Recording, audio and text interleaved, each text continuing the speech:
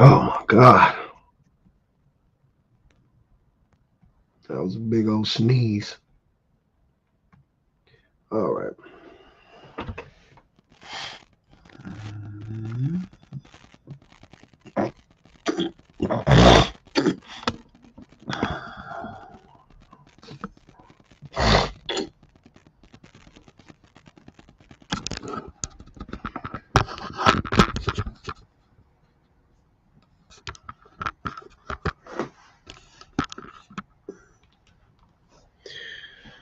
Let's see again.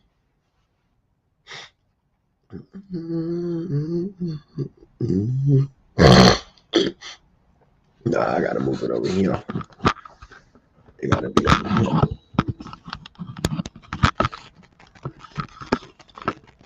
There we go.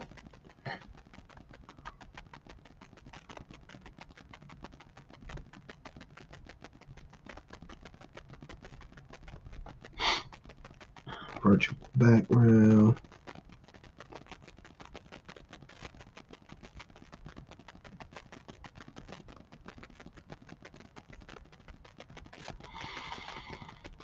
Hmm.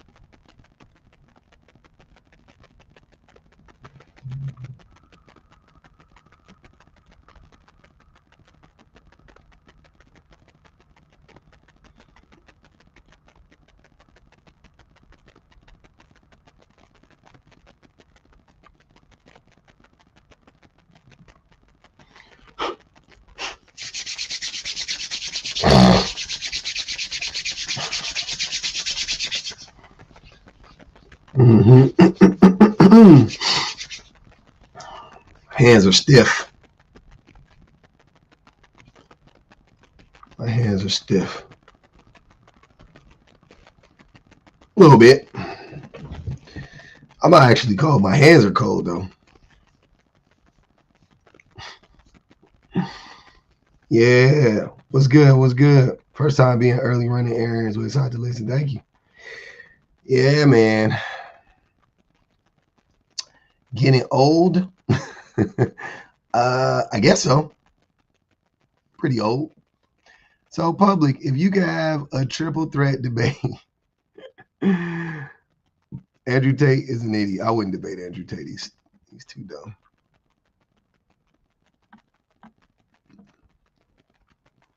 I would debate Dr. Umar gladly. Too easy? What do you mean too easy? I resent that. No. All the good men are not taken. No, Thomas Sowell, you could debate him, Robert. That'd be a funny debate. I would love to watch that. I'm not interested in debating him either. Yeah, let's get into it. Uh-huh.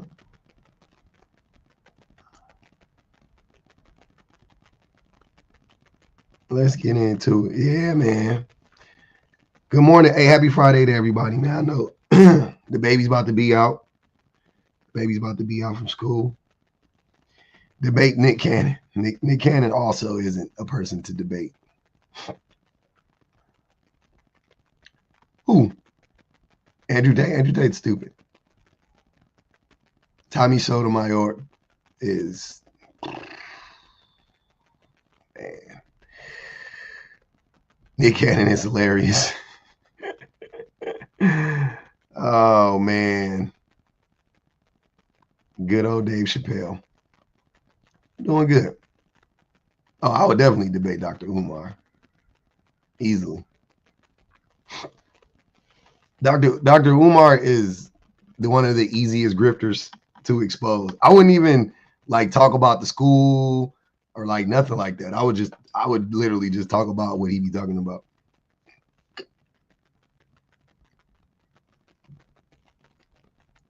You don't have to go low with Dr. Umar. Yeah, Tommy Sotomayor. Yeah, he's a dumbass. He's one of the worst. Easily one of the worst. Yeah, Dr. Umar is a typical red pill dude. He don't let you talk. But I mean, he would have to talk. He would have to let me talk. FBA guy is Tariq Nasheed. I don't think Dr. Umar is the final boss.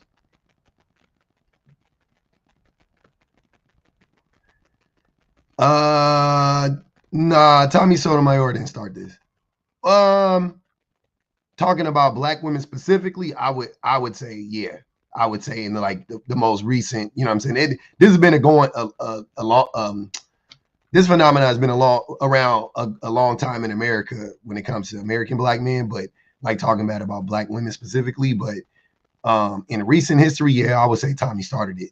Again, he like revamped it and brought it to the internet.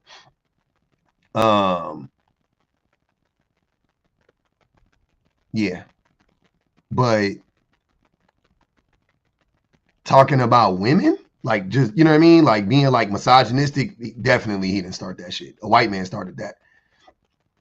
Tom Likas. Tom Likas really was the guy who really did it, because he was doing it on like AM talk radio. Tom Likas was like Tom Likas was like your uncles was listening to Tom Likas like on the way to work type shit.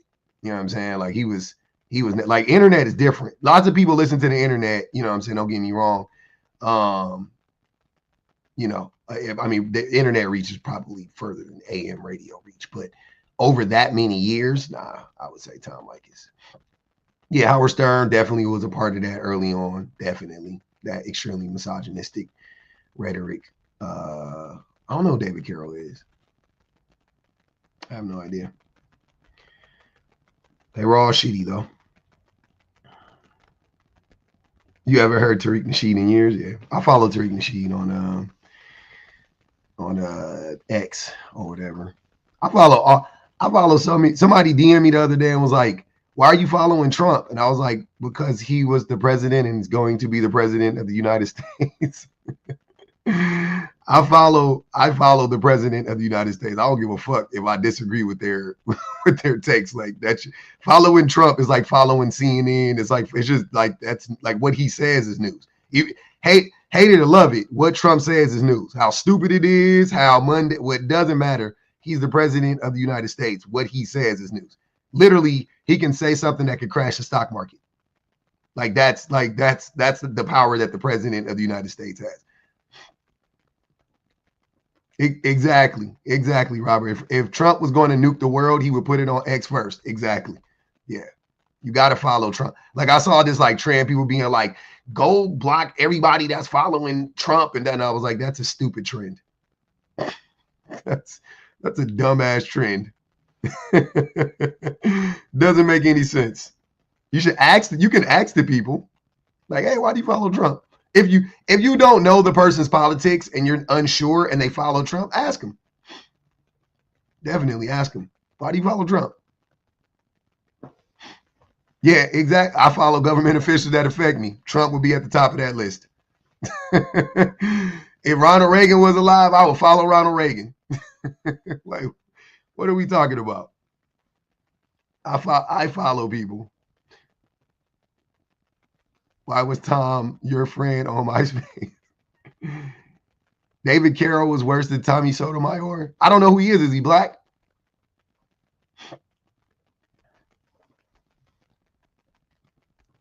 Yeah, I do that everywhere. I follow a fair amount of problematic people on here so I can see their lives and shit like that. I don't care. If you listen to me, you know I don't agree with them. So if you ever like looked up who I followed and was like, why do you follow them? Like, obviously, because I disagree with them. I follow people who I disagree with. I don't want my algorithm to just be all shit that I fucking, you know what I'm saying? Like just everything that I agree with just on my algorithm. That's boring. I I want conflict. I want problems. Always.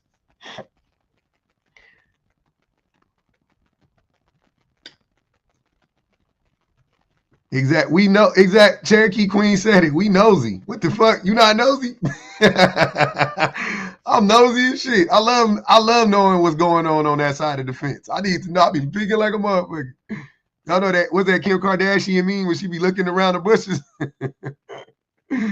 I'll be like, let me go outside and vacuum my driveway so I can listen to my neighbors argue. Oh my God.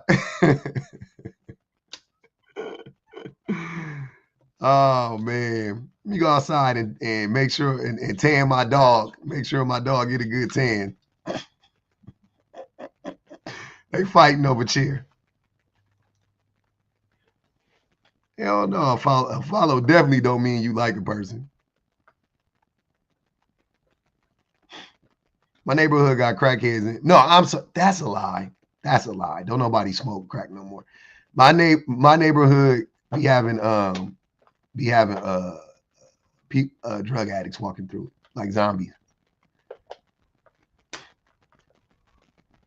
Not on my actual street, but on the street around. Like I kind of live like in a cul-de-sac kind of. It's like think of like a big ass cul-de-sac. It's like one way in, one way out. But it's not private property. It's weird. Your TikTok would be boring if it wasn't conflict. Yeah. A lot of folks messing around. You sure your daddy smoking? Maybe. Oh, a lot of the old smokers. I know a lot of old smokers that gave up smoking that shit because it wasn't none on the street. Like one of the dudes I know that I told you the number one smoker from my old hood, Benji. He stopped smoking. He clean now. I think he just stopped it because nobody else was smoking it. It was nowhere to be found. And that shit is expensive. Compared to glass, compared to broken windows. That broken windows is cheap. Yeah, exactly. The old smokers done figured it out.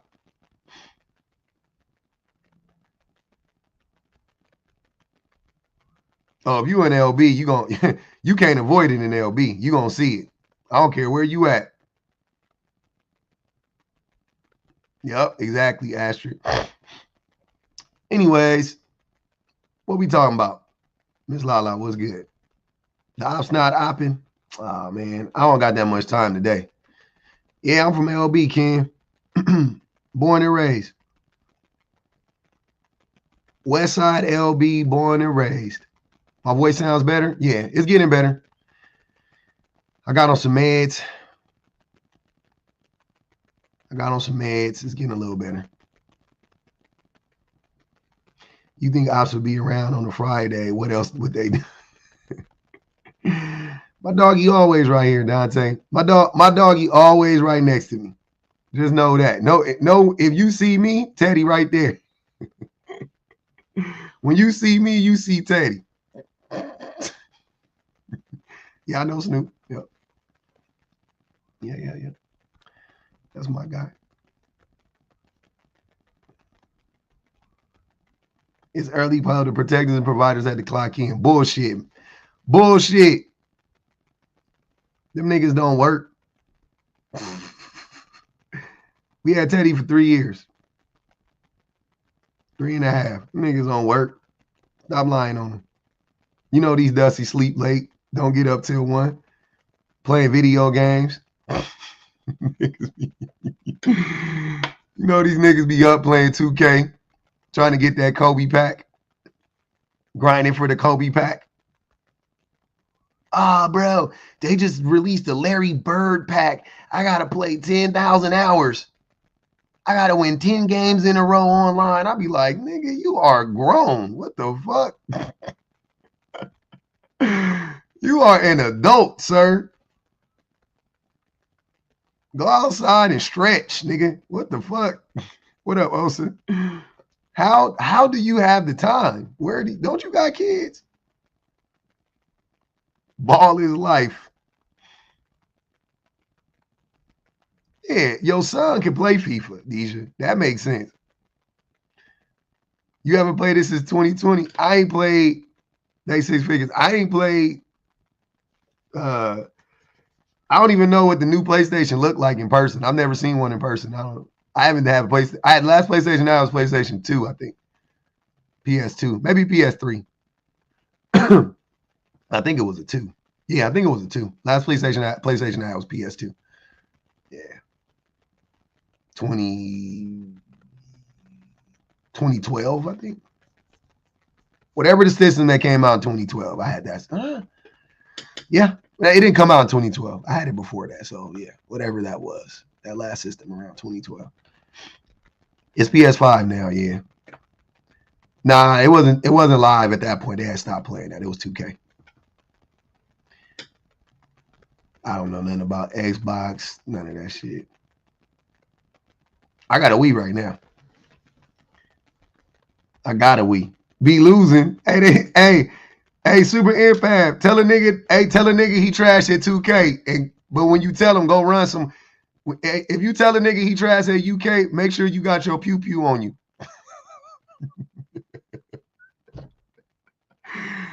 Tell a nigga that's why he trash at 2K. And then lock yourself in the bathroom and make sure you got an escape route. If you want to cut a nigga deep, tell that nigga that's why you trash at 2K. I'm saying if you're gonna say it, just make sure you got an escape route and you can get to your pew pew quickly. Cause he definitely gonna try something. Definitely.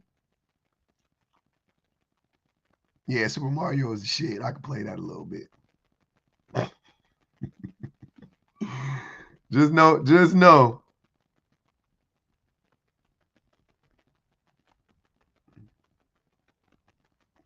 Tell that nigga that's why he ain't won. He ain't hit a parlay. He ain't hit a parlay since 2020. He gonna crash out. Like damn. He gonna be mad as hell. All right, what we doing, man? What are we doing? Huh?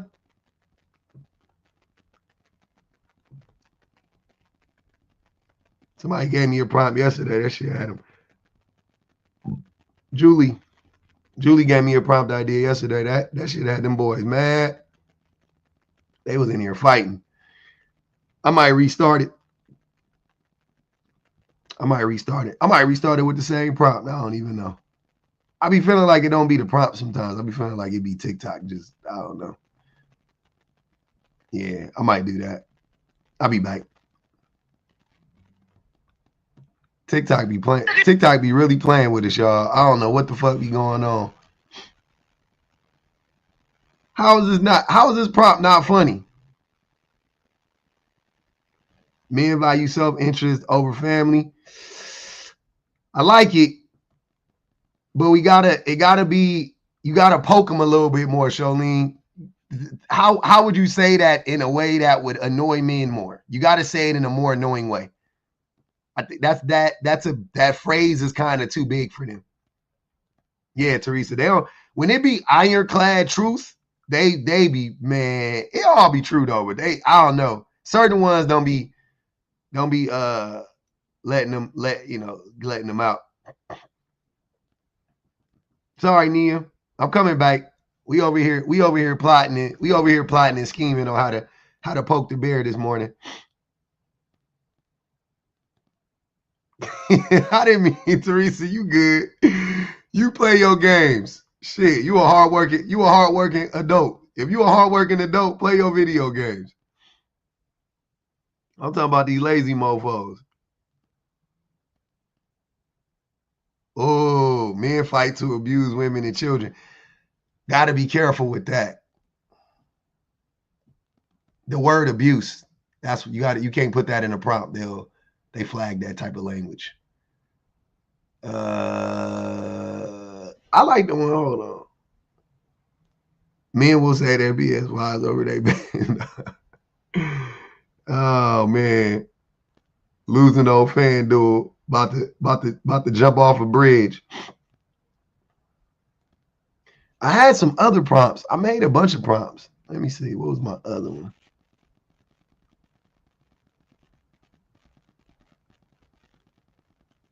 Man, men are bad. Men are bad for the world. Had them boys. They was mad. They was big mad yesterday.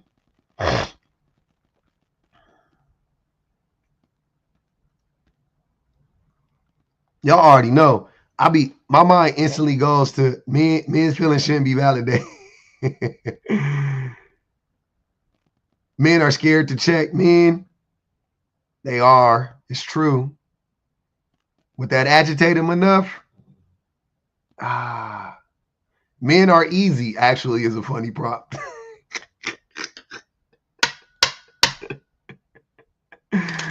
Oh man. I had one that was like, it was something about 4B. It was gonna be like only, oh man. Like only bad men don't like 4B, or good men support 4B. Something like that. Something with 4B, and I can't remember how I worded it, but I didn't. I just thought about that. Men are the original 304s. I just thought about that. I literally after I was saying that in my head, I was like, men are the original 304s would be a funny prompt too. Men love mean women. I disagree with that. I disagree with that wholeheartedly.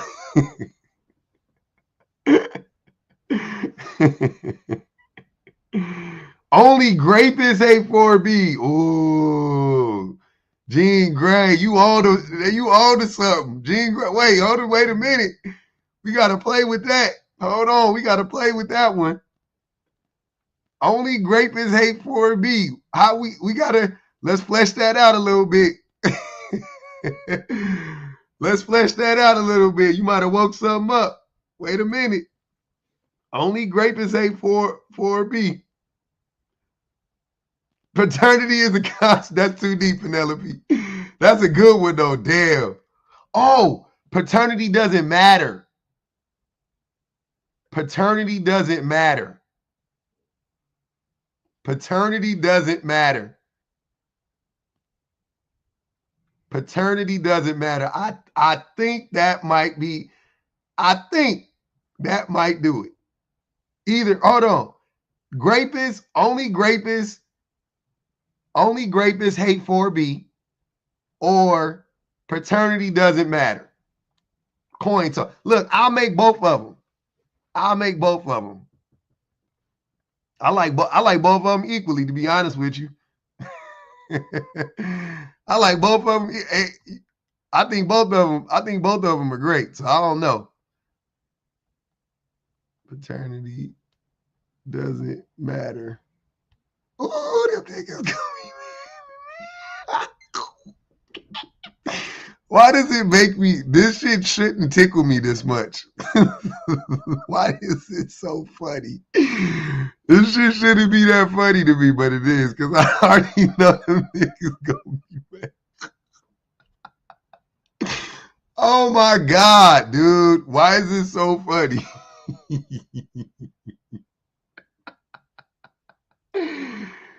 Oh man.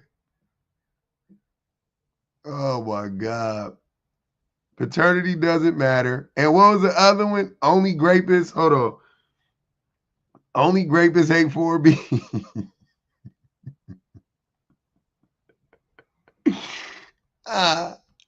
Only.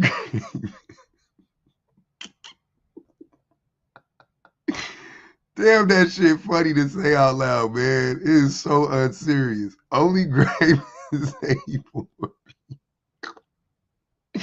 Just say it out loud and just think about it for a second. That shit is funny. Like, if it ain't the truth, it's close to it. That's why it's funny. Cause it's not really like I could stand 10 toes on that, but I can stand 9 toes on it. Abolish paternity. Oh, I'm gonna throw that. Oh, Nia, I'm gonna throw that in the yeah, I'll throw it in. I'll throw that in the mix. No, no, no, no, no, no. No. You know why?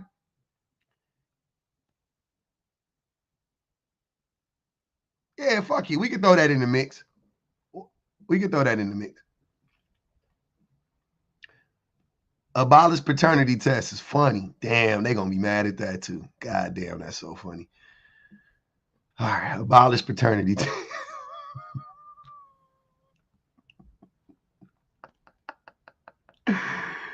uh,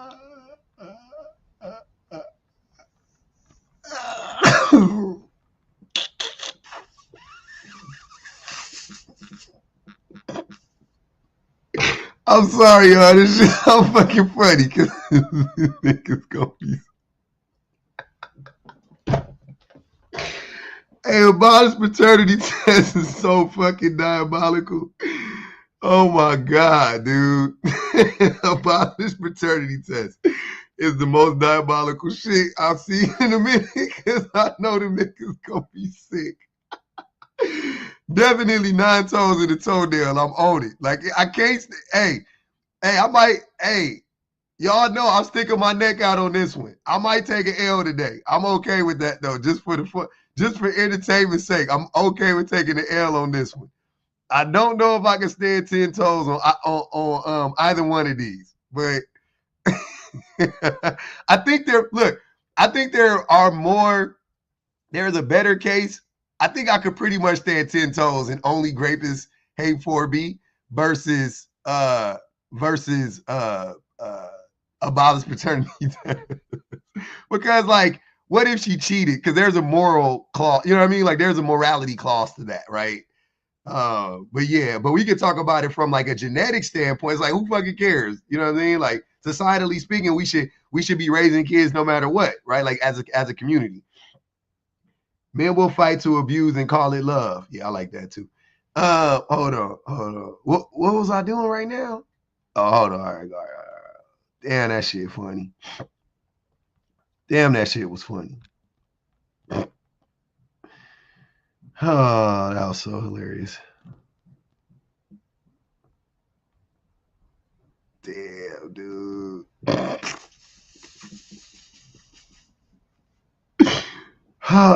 Why am I excited to run this prompt? I can't. I'm giddy. This shit is so funny. I should do 100 to drop on this shit. These niggas about to be so mad. Y'all know they about to put me on a summer jam screen because of this shit, right? I just want y'all to know the risk I'm taking today running this prompt. First of all, just know I can't even stand 10 toes in it. Secondly, I'm about to end up on somebody's summer jam screen by the end of the day. I'm about to end up on the summer jam screen at the end of the day. Okay, I'll do that. Missouri, child support should start at conception. I'll do that. I seen somebody else run that prompt. I didn't run it because I saw somebody else. I tried to keep my shit as original as possible. I know we all be kind of, stealing a little bit, but I try to keep my shit as original as possible. That's my niche. Everybody else runs like the same fucking prompt every day for like 2 months and shit. Like I don't do that shit. I run a new prompt every day. I try to. It's really because it's not for y'all. I really do it for me. It's for my ADHD because I can't run this. I can't run the same prompt every day. Like I just can't. My mind doesn't. I need to. I need a new prompt. So it's crazy. Hold on.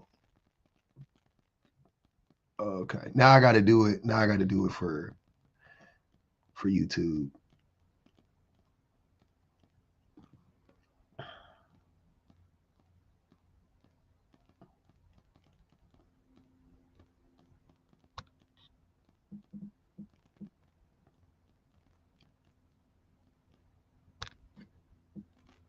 Like on some real shit, what good does paternity test do though? Like who cares? You know what I'm saying? Like who cares? It's just a pride thing, right? It only matters to the mother. It only matters that that's, you know what I mean, like for the mom or whatever. Like, I don't know. I don't really see the need. Now, I'm a man. I ain't gonna even fuck. I would be crushed if I found out my wife, if my children weren't my children. They would still be my babies. I would still treat them like my kids, but I would definitely be crushed. I mean, not like my kids. They are my kids. Whether they are biologically my kids or not, they are definitely my children. Who else's are there? Who else's are they if they're not mine, right?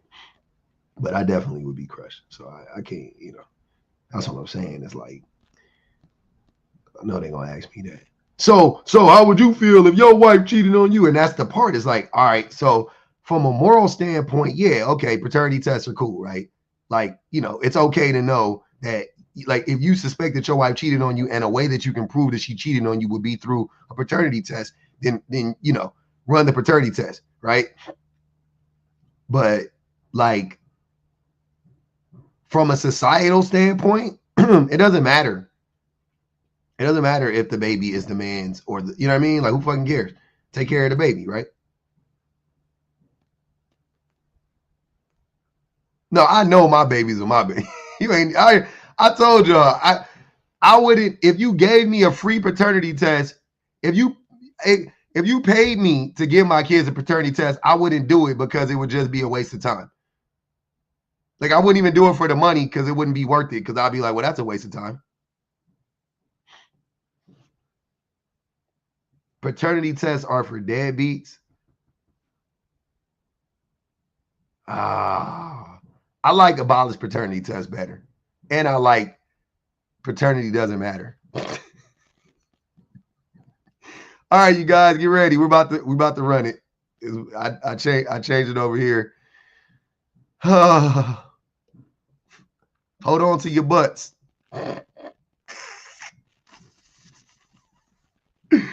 Hold on to your butts.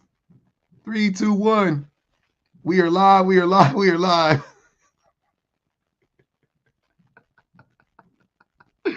We are live. We are live. We are live. God damn. Nah, I ain't gonna. Nah. I ran some crazy. I've done some funny shit before. Y'all don't even know. Y'all remember when I ran that live that was like, let women cheat in peace?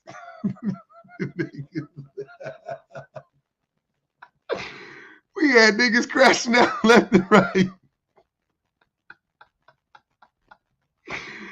Oh my God, we had niggas crashing out left and right.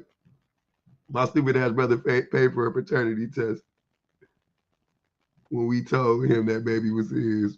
He didn't listen to his family. He should have vetted better.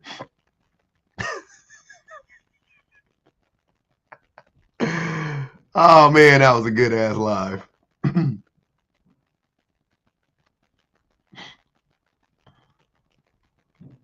They was screaming.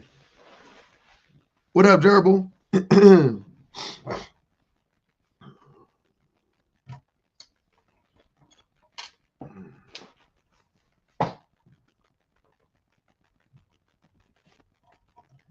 Man, I wish I had some. Wait, hold on. They got the Black Cement 3s dropping in 15 minutes. The Black Cement the Black Cement 3s is dropping. Them shits hurt my fucking bunion they hurt my corn on my pinky toe, on my left toe. It be making that bitch flare up on the regular. Hey, abolish paternity test. Paternity don't matter. 2024. We start a new campaign. Abolish paternity test. Paternity doesn't matter. Nobody cares. Nobody cares. Maternity matters. Yeah, it matters. Paternity does not matter whatsoever. I know them motherfuckers drop the same ones, huh? They not giving us the shit we really want, man. I want all OG4 colorways. That's it.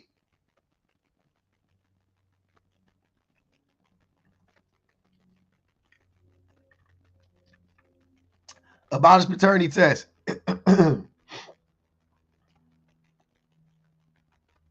Because paternity doesn't matter. That's why, Josh.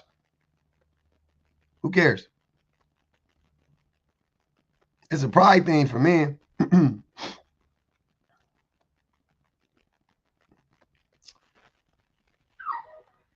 Hello. Hey, what's going on? So why do you think that we should abolish paternity? Because it doesn't matter. What do you mean it doesn't matter? It doesn't matter if the baby is the man's baby or not. Who cares? Well, you know, one in four men are raising children that aren't theirs, right? You don't know. Do you know that that's not true? It is true. Based on what? The statistics. What statistics? Would you like me to bring them up? Yeah, absolutely. Give me 1 second. Mm-hmm.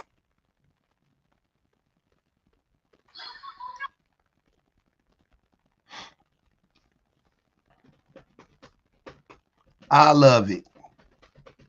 I love it. Hey. Hey, y'all, keep tapping that screen, man. Share the live. Bang the cash app one time. Let's keep the live alive. Let's keep the live alive.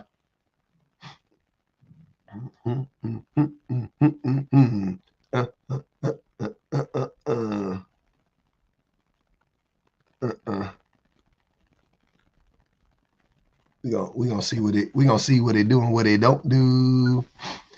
Hey, Amara, what's good? Hey, what's up? Chilling. So question, why doesn't paternity matter to you? Because it doesn't matter. It does. The men have very little to do with the children. Who cares?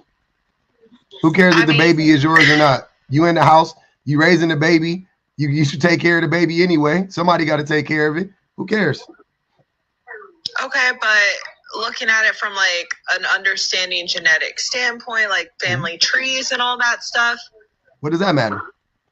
That would be important to keep track of who's parent throughout. Like, don't you ever want to know like where you came from 6 years down the line, you know, like your future generations? I personally don't care. But you could track that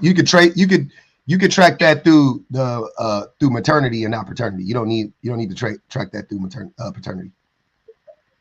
Right. The statistics. Okay, I'm ready, Kayla. Kayla got some stats for us, y'all. Y'all ready? Go ahead. First, can you cite the source? Let's see. This is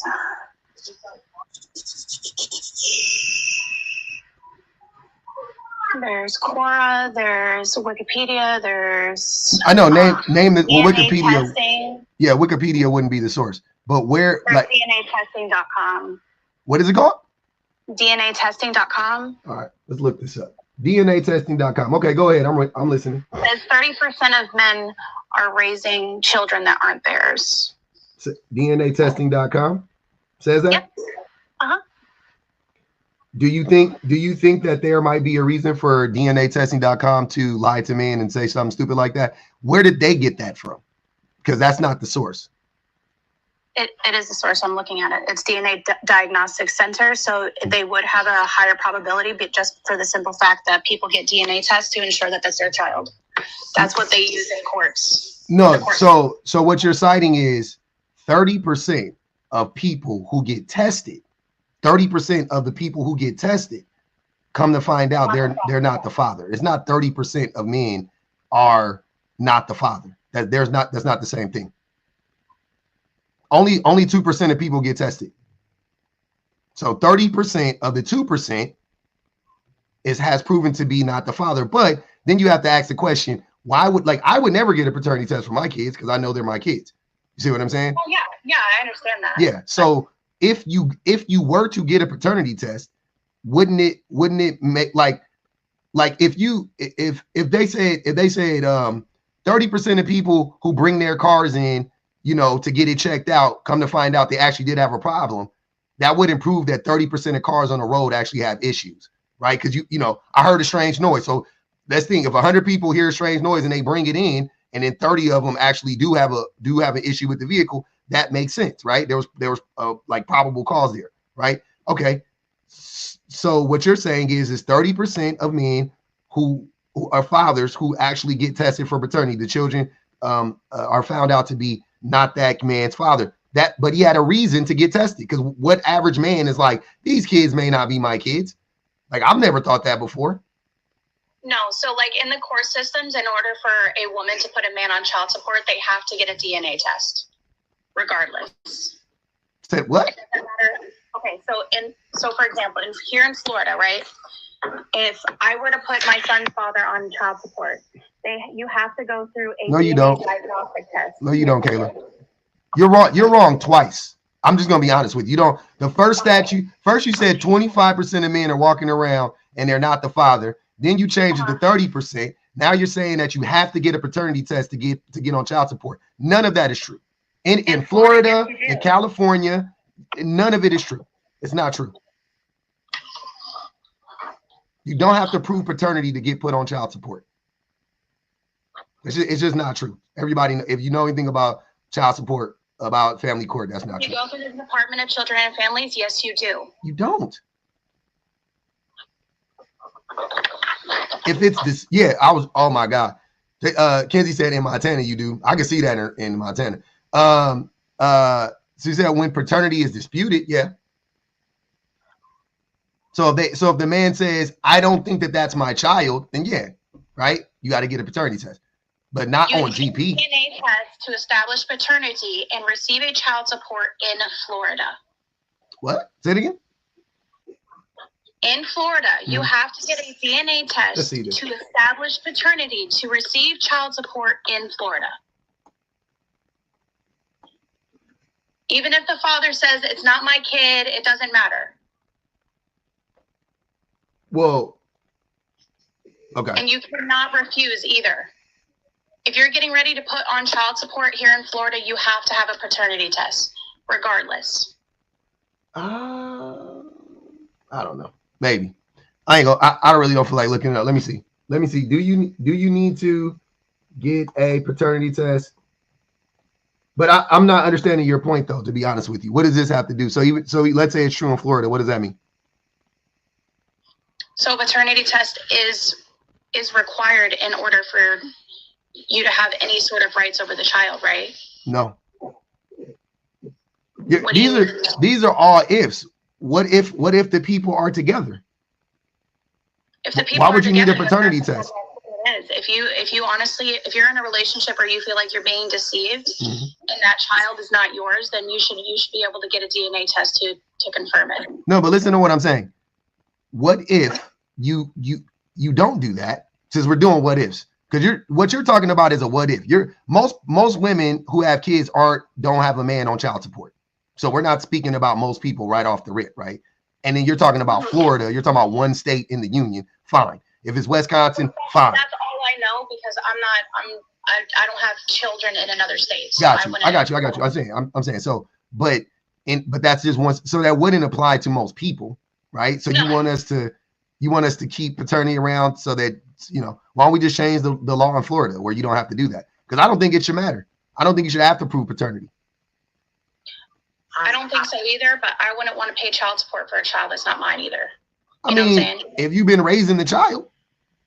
Right, but in the event that you weren't, wouldn't you feel a little bit robbed? Say that again?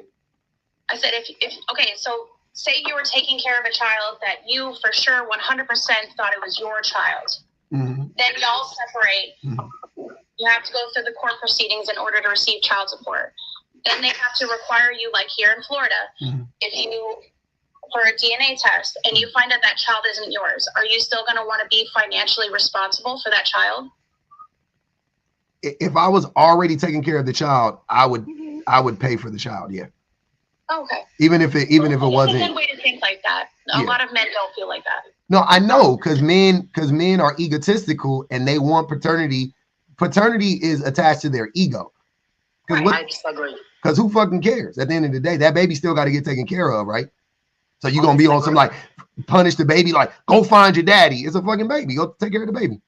I disagree because I don't. Go ahead, Ian Stewart. No, I disagree because you're saying that paternity test should be abolished, and from what you are saying, it seems as if you hold your view to be objective rather than consider that there may be a plurality of views on a subject matter that have no definitive answer. Because unless we are going to bring back a society or reconfigure society to a point where it was required to marry before having a child, or where it was stigmatized to having children outside marriage, even though that was not necessarily a guarantee on establishing paternity. But if you feel that the woman is insincere with you about you being the father of that child, why can't a request be put in to have a paternity test that can show you are the child's father? You can do it. Why doesn't my question is this? You are already taking care of the baby, right? You already taking care of the baby. No, but what you've just done, you've just contrived a scenario that the man is already taking care of the baby. In most cases, you're already taking care of the baby. But my point is that we know that intimacy with men and women is very casual in today's society. And it's not. It's less casual than it's ever been. There's less casual smacks than there's been in the last fucking 40, 30 years in this country. But I don't think you can assert that with the authority. That I can, because there's studies on it, in Stuart. No, you can't. I can. I can. No, Also, Kayla, you're wrong. You don't have to do it in Florida, by the way. In Stuart, be quiet, please. You don't. I can make that. It's not an assertion. I mean, I can't assert it because it's tracked. There's studies on this that people are having less smacks now than they were. Birth rates are down. All type of shit. It ain't like that whole hookup culture is just some made up shit that right wingers and red pillars like to espouse. Miss Kenzie, go ahead. I'm sorry, did you say it was my turn? Yes. Yeah, so to give my ex a little credit, I got pregnant on our honeymoon, and it was kind of like a running joke, like we were in Miami, that, like our son's father was always Cuban. And even like, I remember one point I made the joke, he's like, it doesn't matter regardless, he's mine. So I do think overall it is the bond that you have with your child. But I did want to ask you, I'm of the philosophy that like child support as a civil suit is structured just to keep women in poverty. Mm-hmm. And so I think there should just be more social services. Yeah, me too. And child support should just be like abolished. Yep. Maybe only in the case if you're like the extreme wealthy. Yeah. Just to maintain, equal living conditions for the child. And so I'm wondering if that's what your background is related to. Well, that's all. I'm always on that. I'm always for like every child and every mother, and you know what I mean. Like we all should be provided for by the society ultimately, right? But so for me, like I don't like for this to work. Like a man, I'm saying like men should take care of babies, right? Like the father should take care of the child, right? If a woman is pregnant, and I think about this because it's a gray area, right? For people, it could happen this way or it could happen that way. First and foremost, you don't have to be divorced. You don't have to break up. You don't have to leave the person or whatever the case may be. You can stay with the person. Just let's establish that. Most people are not breaking up with each other while the baby is in the womb or when the baby is 2 days old or whatever. Most people do break up or get divorced within the first 7 years of marriage, but I don't know how early or whatever that they get that they break up or get divorced in relation to the age of their children, right? But I think that most people have children, and they establish a bond with the child. Men and women establish a bond with the child, right? And then they end up breaking up. So I think that the whole idea of men, like this whole paternity shit, is just men trying to control, or it's just linked to their ego. They're just like, oh well, I need to know that this baby is mine, because if this baby ain't mine, I'm not gonna take care of it. But these are the same men that love to go around talking about they are protectors and providers and whatnot. And I'm like, do children not deserve to be, even no matter what the mom did? What does that have to do with the child? Right? I think you are very ideologically driven, and you cherry pick case studies to try and put your argument forward as if it's incorrect and ignore any kind of study that is contrary. What study are you talking about, N. Stewart? You always like to tell me what I think, but you never cite anything. Like it's like you have the weirdest approach to debates. Like just actually say the thing that combats what I'm saying, right? I don't give a fuck what you think about what my thought process is. Like just tell me why it's wrong, and I'm okay with that. I will happily do that. Okay, do it. I allow you to speak, and then you say stupid shit, and I stop you, and I'm like, say the thing you really want to say. Yeah, I'm a nerd. I'd like to read some studies on. Me too. I can't. Every time he comes up here, he says the same thing. Like I think you're wrong, and you are ideal. Like he just says like this word salad, and I'm like, oh, just get to the point. Like, okay, you don't agree. We all know you don't agree. Tell us why you don't agree. Kayla came up and said, this is why I don't agree. She cited some sources. Here you go. Right? That's what I want. Push back against the argument. Don't fucking tell me what you think my thought process is. Go ahead, Chris. None of y'all are fucking Sigmund Freud. You don't know what I'm thinking.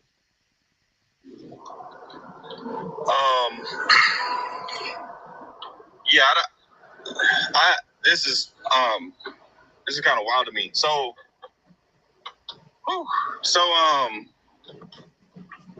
paternity does not matter. That's your assertion. Paternity is irrelevant.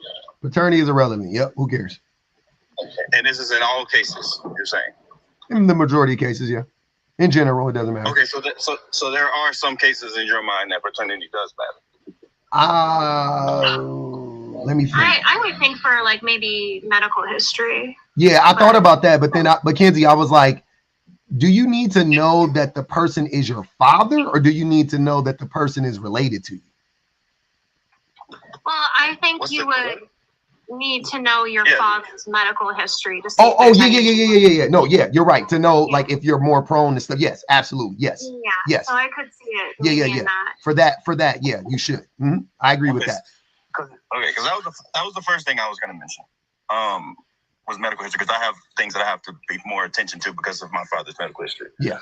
I'm more talking about from like a social standpoint, from an economic standpoint, like that type of stuff. But yeah, like I so definitely. You don't think from just a general emotional standpoint that it would be beneficial for both parties to know, one, the father, if that's their child, and for the child to know that that's their father? You don't think that matters? No. Then what? Explain adoption.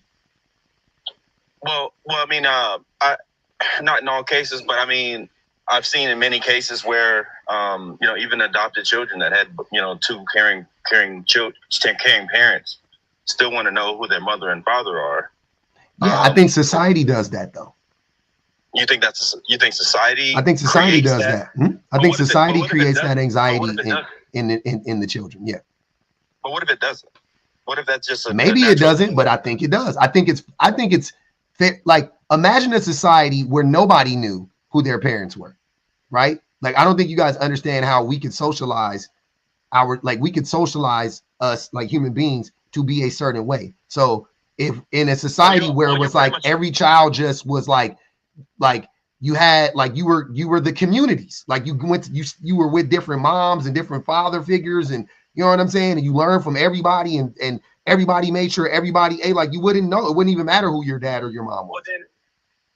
Well, then why are we focused on paternity then? Why does it just paternity doesn't matter? Or do you believe maternity doesn't matter either? When did patriarchy is why paternity is I'm asking public though. I want public's point of view. No, that's I've been on blogs before. That is I've been on but that's before, the hold on, wait. But wait. That's the logical explanation. That's what I'm about to say. So yeah. I just want to hear it come from your mouth, because I was on here last time and somebody else said something and it was confusing me who actually believed what, and y'all were disagreeing. So I just want to know what you. I agree with that. Yes, it's because we live in a patriarchy. Well, what does that have to? Elaborate on that a little bit more. I'm not following the. Do you want me or do you want Pub to do that? No, you can do it, Kenzie. I don't know. It ain't to me. It's not that difficult to understand if you think about it for 2 seconds. But go ahead if you need an explanation. Yeah. So prior to patriarchy, I would say ultimately we had more of a matriarchal leaning society. Like Pub mentioned, when we really didn't know men's contribution to procreation, women had multiple partners. And so kids were just kind of raised by a community. And while, maternity is undeniable in a majority of cases, in order for male supremacy and domination to really have some footing, that's why paternity would be so necessary to establish, because that's why women take their husband's last name, so that lineage is passed on and traced through the paternity. Yeah. So So men can pass on assets to their children. Yeah. So if the mom knows that the baby is hers. Right? If a baby comes out of a woman and you see it come out of her, you know that that's her baby. You don't need to ask if that's the mama's baby. You only have to ask if it's the father's baby. Right? So there you go. That's the reason why you test for paternity. You were given an example of if let's just say everybody doesn't know who their parents are. Like, let's just say if we got rid of the social construct of what parenthood was, right? We literally raise, like Kenzie just talked about. We literally just raise one another in a community, like as a community. We took a communal approach. Right. I guess what I'm asking is, yes, of course we'll know who the mother is, but do you think it matters? No. In that case, it wouldn't matter. It wouldn't matter either way. That's my point. Okay, I guess we just disagree fundamentally on the importance. Evolution even talks about essentially how our species has evolved to create grandmothers, and how grandmothers, in their wisdom, and their capacity to assist with childcare, it is so important to our species continuing and thriving. Because for women to go through menopause and then continue to live for another 25, 30 years, the wisdom that women gain, I would say, is very integral, since we outlive men, to pass on to grandchildren.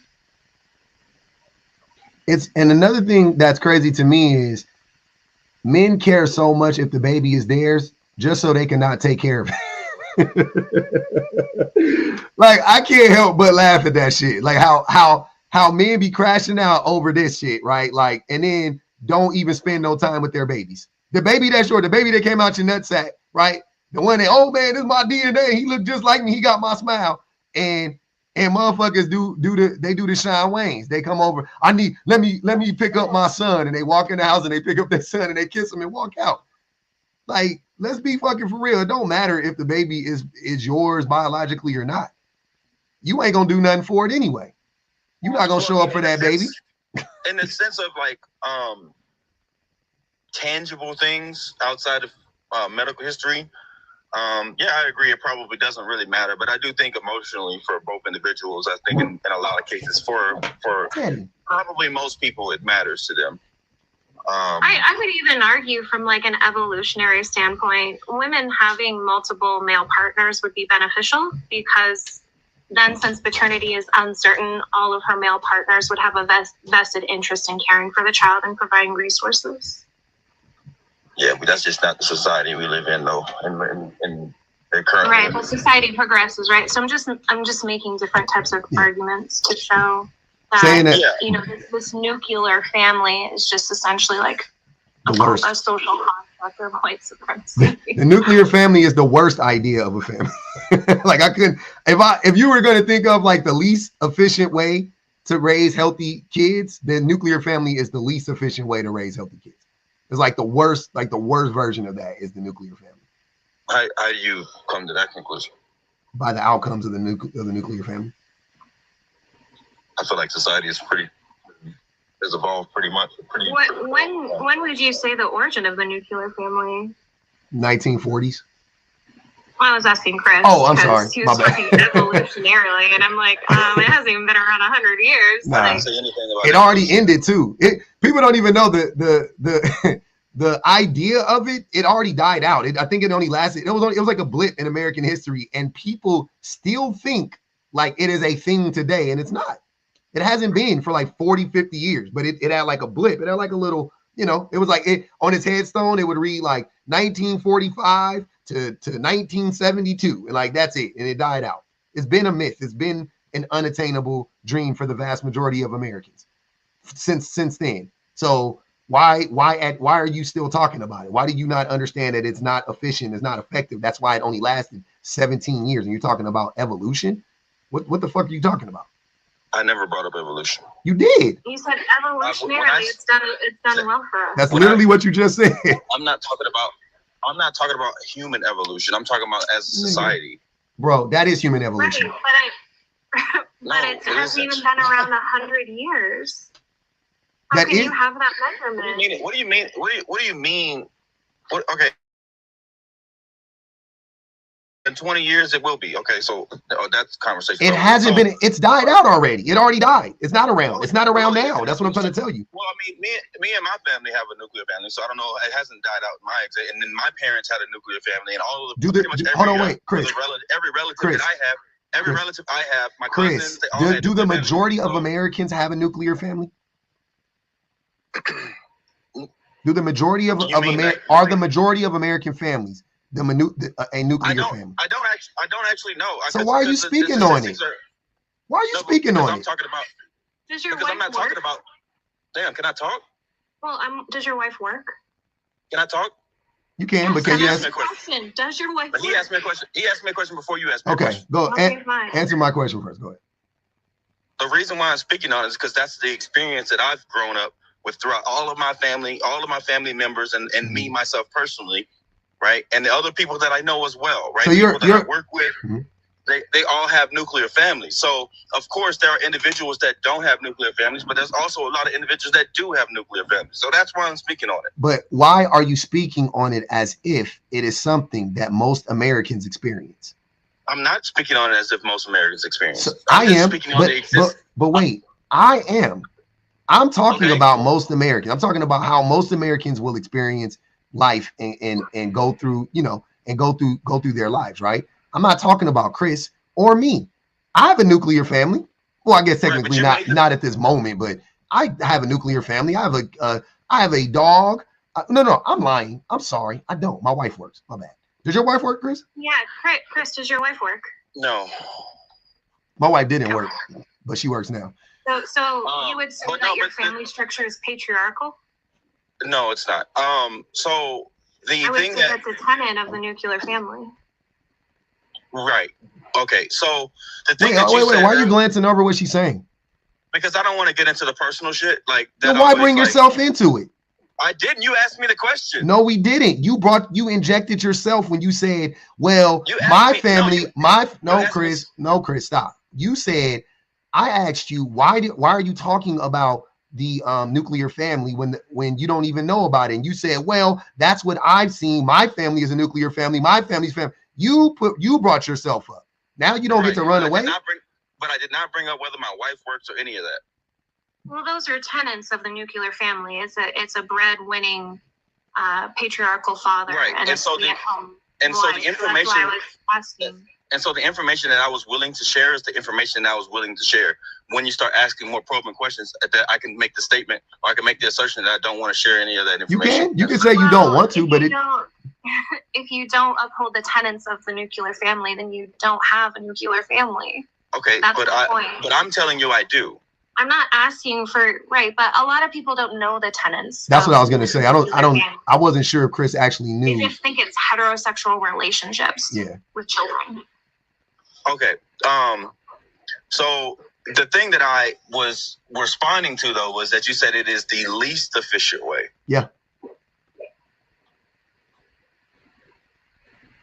The least efficient. So there is no other way of doing it that's worse, is what you're saying. When it comes to the family structure, I can't think of a more inefficient way of doing it.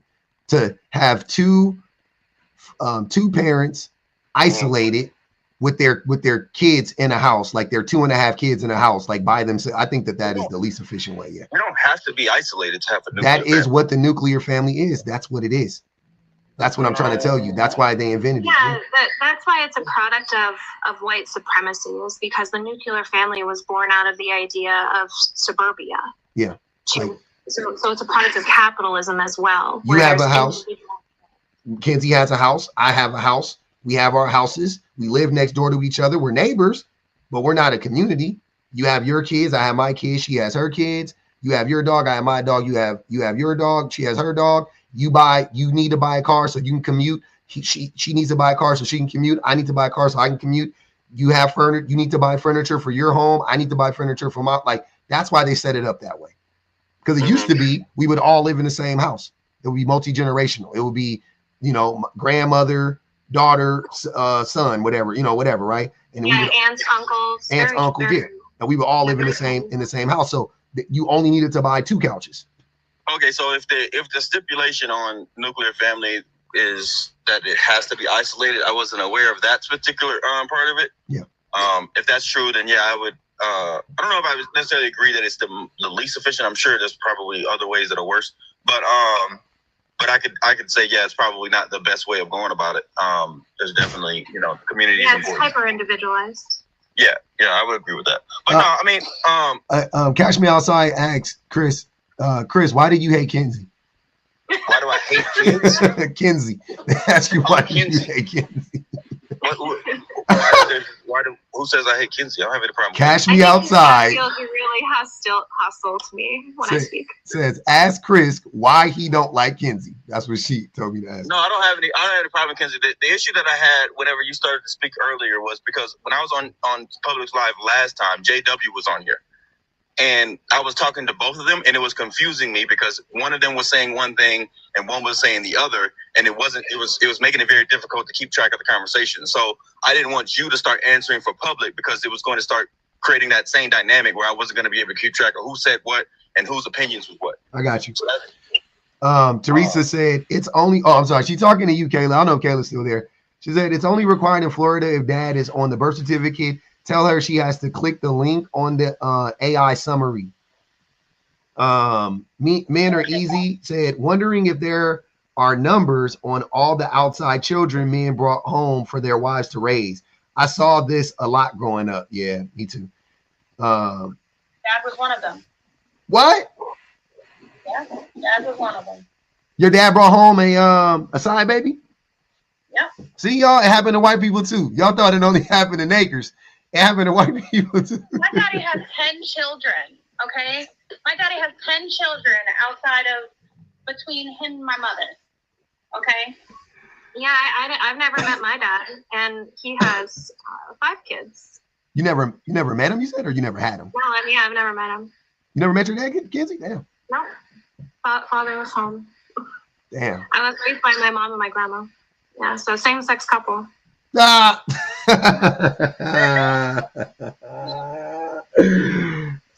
loosest way I've ever heard that term used. I tell that to people, and then I eventually clarify, and they feel like such an idiot. That's a good. I like how that's framed. That's hilarious. That's a great terminology. I love that. Hell yeah, same sex couple. Same sex couple. Love it. Go ahead, Chris. So, I mean, if your assertion is that if we could completely remove any social, I don't know how to necessarily word it, but I guess when you responded earlier that socially is reason why we care about who our parents are and why our parents care if they're their children. If you're saying that if we were to be able to remove all of those social influences and then therefore there would be no sort of tangible reason why it necessarily matters who your parents are outside of medical reasons, then yeah, I guess I would have to agree with that. I just think currently as things are right now, I think it definitely matters, if you get what I'm saying. Like, yes, potentially we could create a society in which it doesn't, but I think as things are right now, I think why would it matter now? Like I said earlier, like I think emotionally it matters to people, like who your parents are and who, as a parent, who, knowing that that's your child. I think we emotionally, it's a very emotional thing for us. I know, but why? My daddy, and I wish I wouldn't. I mean, that may be true for you, but I don't think that's true for most people. But I'm trying to just deconstruct why that is. I think fathers cause more harm to their children than they. Emotions are very complex. I think overall fathers harm their kids more than they help their kids. I would love to not believe that, but I honestly believe that fathers do more harm to their kids than they help. 100%. That's unfortunate, but in the cases where they don't, I still think that we should, make sure that those things are highlighted as well. Why do I need to highlight the minority over the majority? Well, I don't know if you actually know if it's the minority or the majority or not, but I mean, I could tell you why I think that based on. I can answer that question though. Okay. I guess it depends what you want, what the outcome you want is. If you want more fathers to not you say, what was the phrase you used? Hurt? You just said hurt, right? I think fathers negatively impact their children more than they positively impact their children. Yeah.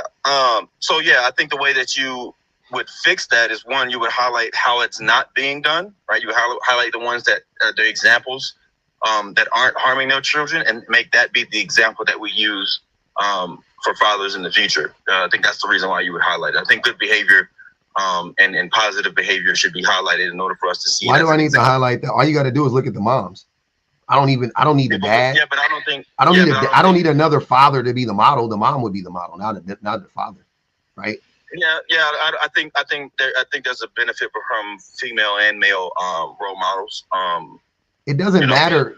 You're talking about the casing. You're talking about the shell of the behavior. I'm talking about behaviors, and you're talking about a fucking shell, right? Like you're saying. Shell, you said? Yeah, because we're just shit. Like you're saying, like, oh, they should see a man be compassionate. But I'm saying women, please, Chris, listen to what I'm saying. Women are compassionate, right? So why do I need to see a man be compassionate so I can become compassionate? Why don't I just look at the woman and be like, oh, that's a human being compassionate. I'll follow that model. See what I'm saying? Maybe you don't specifically need humans don't. Well, that may be true, but it hasn't presented itself in reality. I think in majority of times, and not to say majority of times, but a lot of times I'll just say, boys sort of look for male role models and women look for female role models. No, they don't. Boys look for male validation. They don't look for role models. They look for male validation. I'm saying. Okay. I think they look for just validation in general. Yeah, for sure. Very receptive to things that most people would consider very feminine. Like, he does face masks with me. He lets me paint his nails. He wants his ears. Yeah, I mean, my son too. Except for the face mask, we ain't got there yet, but he does all the other stuff here. Yeah, of course, there are individuals that don't subscribe to the social normaties. I'm just saying that is a pretty well observed social norm. I think he is open and receptive to that because neither of his parents shame him for that and say, like, those aren't little boy things. Yeah. That's, again, my statement still stands. On what? It's not standing on anything. It's standing on observation. What observation? That but you said it was for male. Boys in general, right, look for male figures, right? When you would say validation, or if you want, I'm going to say role models. And then I think girls look for female validation or role models. You haven't observed that, though. That's what I'm trying to tell you. You just don't know what it looks like. You thought it was You thought it was a role model, but they were really just looking to be validated. They could be validated. You could be validated by your mother. You can be validated by a man. It doesn't matter. But when boys, more importantly, when boys grow up to be men, right? Or even I fuck men. When boys start getting around, like, it happens earlier than this, but around like teenage years, preteen, like 10, 20, the tween years, those same boys now, they do prefer male validation because of the patriarchy. By that time, they've already been indoctrinated, right? So you have to fight tooth and nail. Like, I'm fighting tooth and nail for my son to not be indoctrinated into the patriarchy. But by the time they get to that age, now they need that male validation because they see how male validation benefits them, because it benefits them socially already at 10, 11, 12 years old. What I'm saying isn't true. Huh? I would argue it's not true because same-sex couples have equal or better outcomes than heterosexual couples. Is that the majority? Okay, so like this is funny because like y'all always do this thing when people come up here, especially when I come up here, that we're talking about the majority. Why would we talk about the minority? That's like a thing that public loves to freaking say. And then now you want to talk about same-sex couples. Right. So obviously there's not a male and a female figure. They are the same sex. And the child has equal or better outcomes, which to me would say that gender representation is not important when it comes to raising children. That's not the statement that I made. That is the statement you made. That gender representation is what children drive to. The Little statement, boys like to look up to their fathers because the gender is the same. I never said fathers or mothers, really. I said male. Sir, stop. So that's sex representation. I said male role models and women and girls look for female role models. Okay. I'm not talking about just their fathers. We've been this whole time. And here's what I'm saying. Why I hate when y'all do this like the semantical. It's fucking stupid. We're talking about parents. We've been talking about. So it's listen to what I'm saying. It is plausible to conclude from what you were saying based on our conversation leading into this conversation that you will be talking about parents. I was talking about parents. I said father. I literally said the word. Hold on, Chris. Why are you talking while this may be why you're missing what we're saying because you keep talking while everybody else is talking. Well, I mean, it may be. I don't know. It could have something to do with it. But so you said that they're looking for male validation, right? And you just said that right now. And I said earlier than this, I said that little boys want to be validated. They don't care who. I'm sorry. I said little boys want to be validated by their fathers and by their mothers. That's what I was saying. You never corrected me then. You wasn't like, well, I'm not talking about mothers and fathers. Now, when Kenzie says this, now you want to go to, well, I'm just saying men or women. Like, okay, if you meant that, then say that. That's fine. But there was no way we were going to get that from what you were saying earlier. That's my point. So don't try to act like that was crazy for us to make that assumption. That's not what you're saying. Crazy. I'm not making it like it's crazy, but whenever I inform you that that's not what I was talking about, how about accept it? I do. I'm accepting it now. I'm just saying why are you talking about people in general? Because role models in general. When I was thinking about role models, I was not thinking about parents. Obviously, a parent can be a role model, but I was thinking about like a freaking football coach or a freaking, a wrestler on TV. Like, you know what I'm saying? Like things that little boys will see, and want to sort of model, if you will. Yeah. But anyway. And you don't think that has anything to do with societal conditioning? I think there's definitely some societal conditioning, but I do think that there's also some biological things that we can't avoid. I think the study is still, I think the science is still out on that. There's a lot of debates in that. Out on what? On how much of the things we do is social and biological. Well, I could. There are certain things that aren't debatable, like the patriarchy isn't debatable. Well, I'm not talking about the patriarchy. I'm just saying, like, for example, like the differences between the interests of men and women. How much of it is social and how much of it is biological? But wait. So gender is not biological, right? Well, okay. So I should say male and female then. No, I'm just saying. Gender isn't biological. Like it's a social construct, right? Okay. Yeah, right. So, of course. So, for an example, little boys and little girls, do little girls not like pink? Like, is that not something that's commonly, do little girls not like pink? I'm saying little girls like pink, right? Like that's a thing that we all know. Like little girls like pink and light purple. Yeah, right. Okay. Yeah, right. Okay.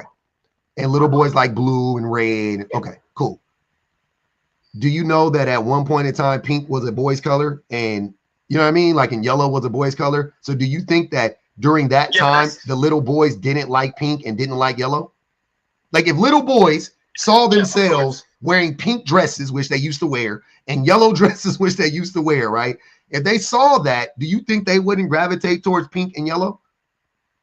Yeah, of course, but that's not necessarily what I'm speaking about. I'm not talking about those type of things. I'm talking about like interests, meaning like that is an interest, but whatever. When, well, I mean, you're not really interested in people. It's just the brain is a social organ, so it's influenced by your experience and responds to it. Yeah, of course, but I think there's also some biological differences between male and female. There are. As well. Not within the brain. No, the sexually dimorphic brain has been disproven. Hey, Kinsey. Never mind. We'll have that discussion later. Go ahead, Chris. The sexually dimorphic brain has been disproven. Yeah, I know what you're saying. Go ahead. I was gonna say something. I don't know what that means. You have to explain it. Go ahead. The sexually dimorphic brain is like male and female brain. Hold on, there's two people talking. What happened? Kayla's trying to say something. Go ahead, Kayla. Oh, okay. Hey, Chris, do you think that like single parents can raise their kids to be like good people of society, even if they don't have the other parent involved? Or do you think that there needs to be a dynamic where they need to have some sort of male role model? Like for my example, I'm a single mom to a little boy. My son doesn't like pink or anything like that. There are situations where he will come into the bathroom with me and hand me a hairstyling tool or a brush, and he'll brush his hair. But he also likes monster trucks, and he also likes to play outside and get dirty and do all these other things. But I'm also not a really feminine. I mean, I'm a feminine woman, but I also do a lot of tomboyish things. So if I need to go change the brakes on my car, my son is there handing me tools. His dad is in his life, but not actively in his life. He's an inconsistent dad. Okay. But I'm by myself. I don't have family here. So he doesn't really have a male role model, but he's getting those. There's certain things that males, quote unquote, are supposed to do that I do myself, and I'm a woman. So what role model do you think he's looking for if I can provide both? I mean, I think in general, he'll probably have some, I mean, there's no way you'll be able to completely exclude him from other male figures. Unless he's just like extremely like, sheltered or whatever, but like, which I doubt that's the case. Sounds like you're a pretty good parent. So yeah, I mean, I think there'll still be male role models that he'll see as he grows. I don't know how old he is, and it's not really relevant. I mean, he sees his pop. He loves his pop, but right, but when he goes to school, when he watches television, when he goes out with his friends, et cetera, you know what I mean? There's going to be male figures that he's going to see, and he potentially will want to, maybe not 100% look at this as a role model, but there'll be characteristics of them that he'll want to follow or likely want to, find attractive, not in the sexual sense, but just like attractive as far as like the kind of character that they hold themselves as.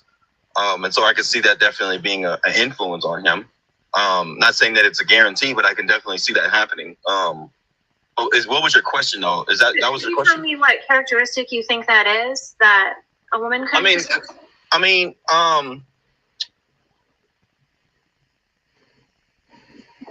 it could be a number of things, right? Like it could be just like the way that the individual sort of talks with others, right? The confidence in which that he displays. Right, I'm asking for specific characteristics that he couldn't see in a woman. Yeah. I'm not saying he just likes those because the person's a man. No, I'm not saying. No, I'm not saying that a woman couldn't hold it. I'm saying that I think look, if there's solid and undisputed evidence that it literally doesn't matter, then I'd love to see it. But I haven't seen that yet. But there's no evidence that says it does matter, Chris. Why do you need evidence to say it doesn't matter? Why are you so adherent to ideas that you don't have any scientific proof of, but then you need everybody else to provide all this scientific data to disprove? It doesn't make any sense. Is every opinion you've ever had based off of science? No, I'm not saying that. I'm saying the way that, but listen to what I'm saying.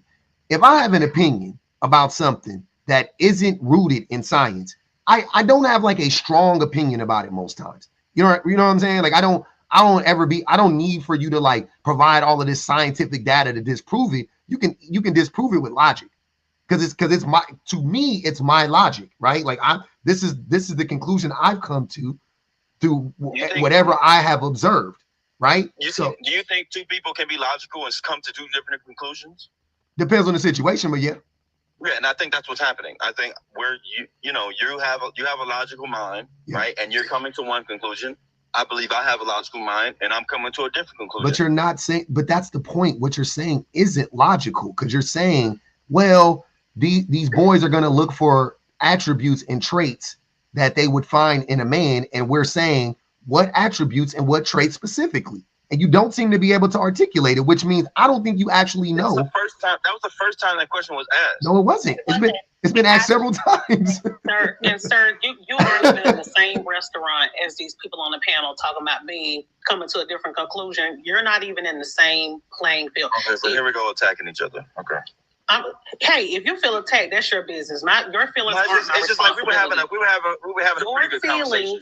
Your feelings aren't my responsibility. Like, so if you feel attacked, that's your business. It's like what's the point in that? Long story short, I specifically asked you what traits am I not giving my son that he will receive from a man? I'm not saying that they exist. I'm saying that he will look for a male. He would look for them, yeah. And why would he look for them? So why would he? Because I think we look for things that are like us. Like we want to. Like that's.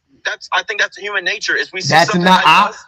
That's a lie. It's not human nature. That's what I'm telling you. It's not human nature. It is socialized in us to think, oh, that's a man. So when he does it, it holds more weight than when I see my fucking mom do it.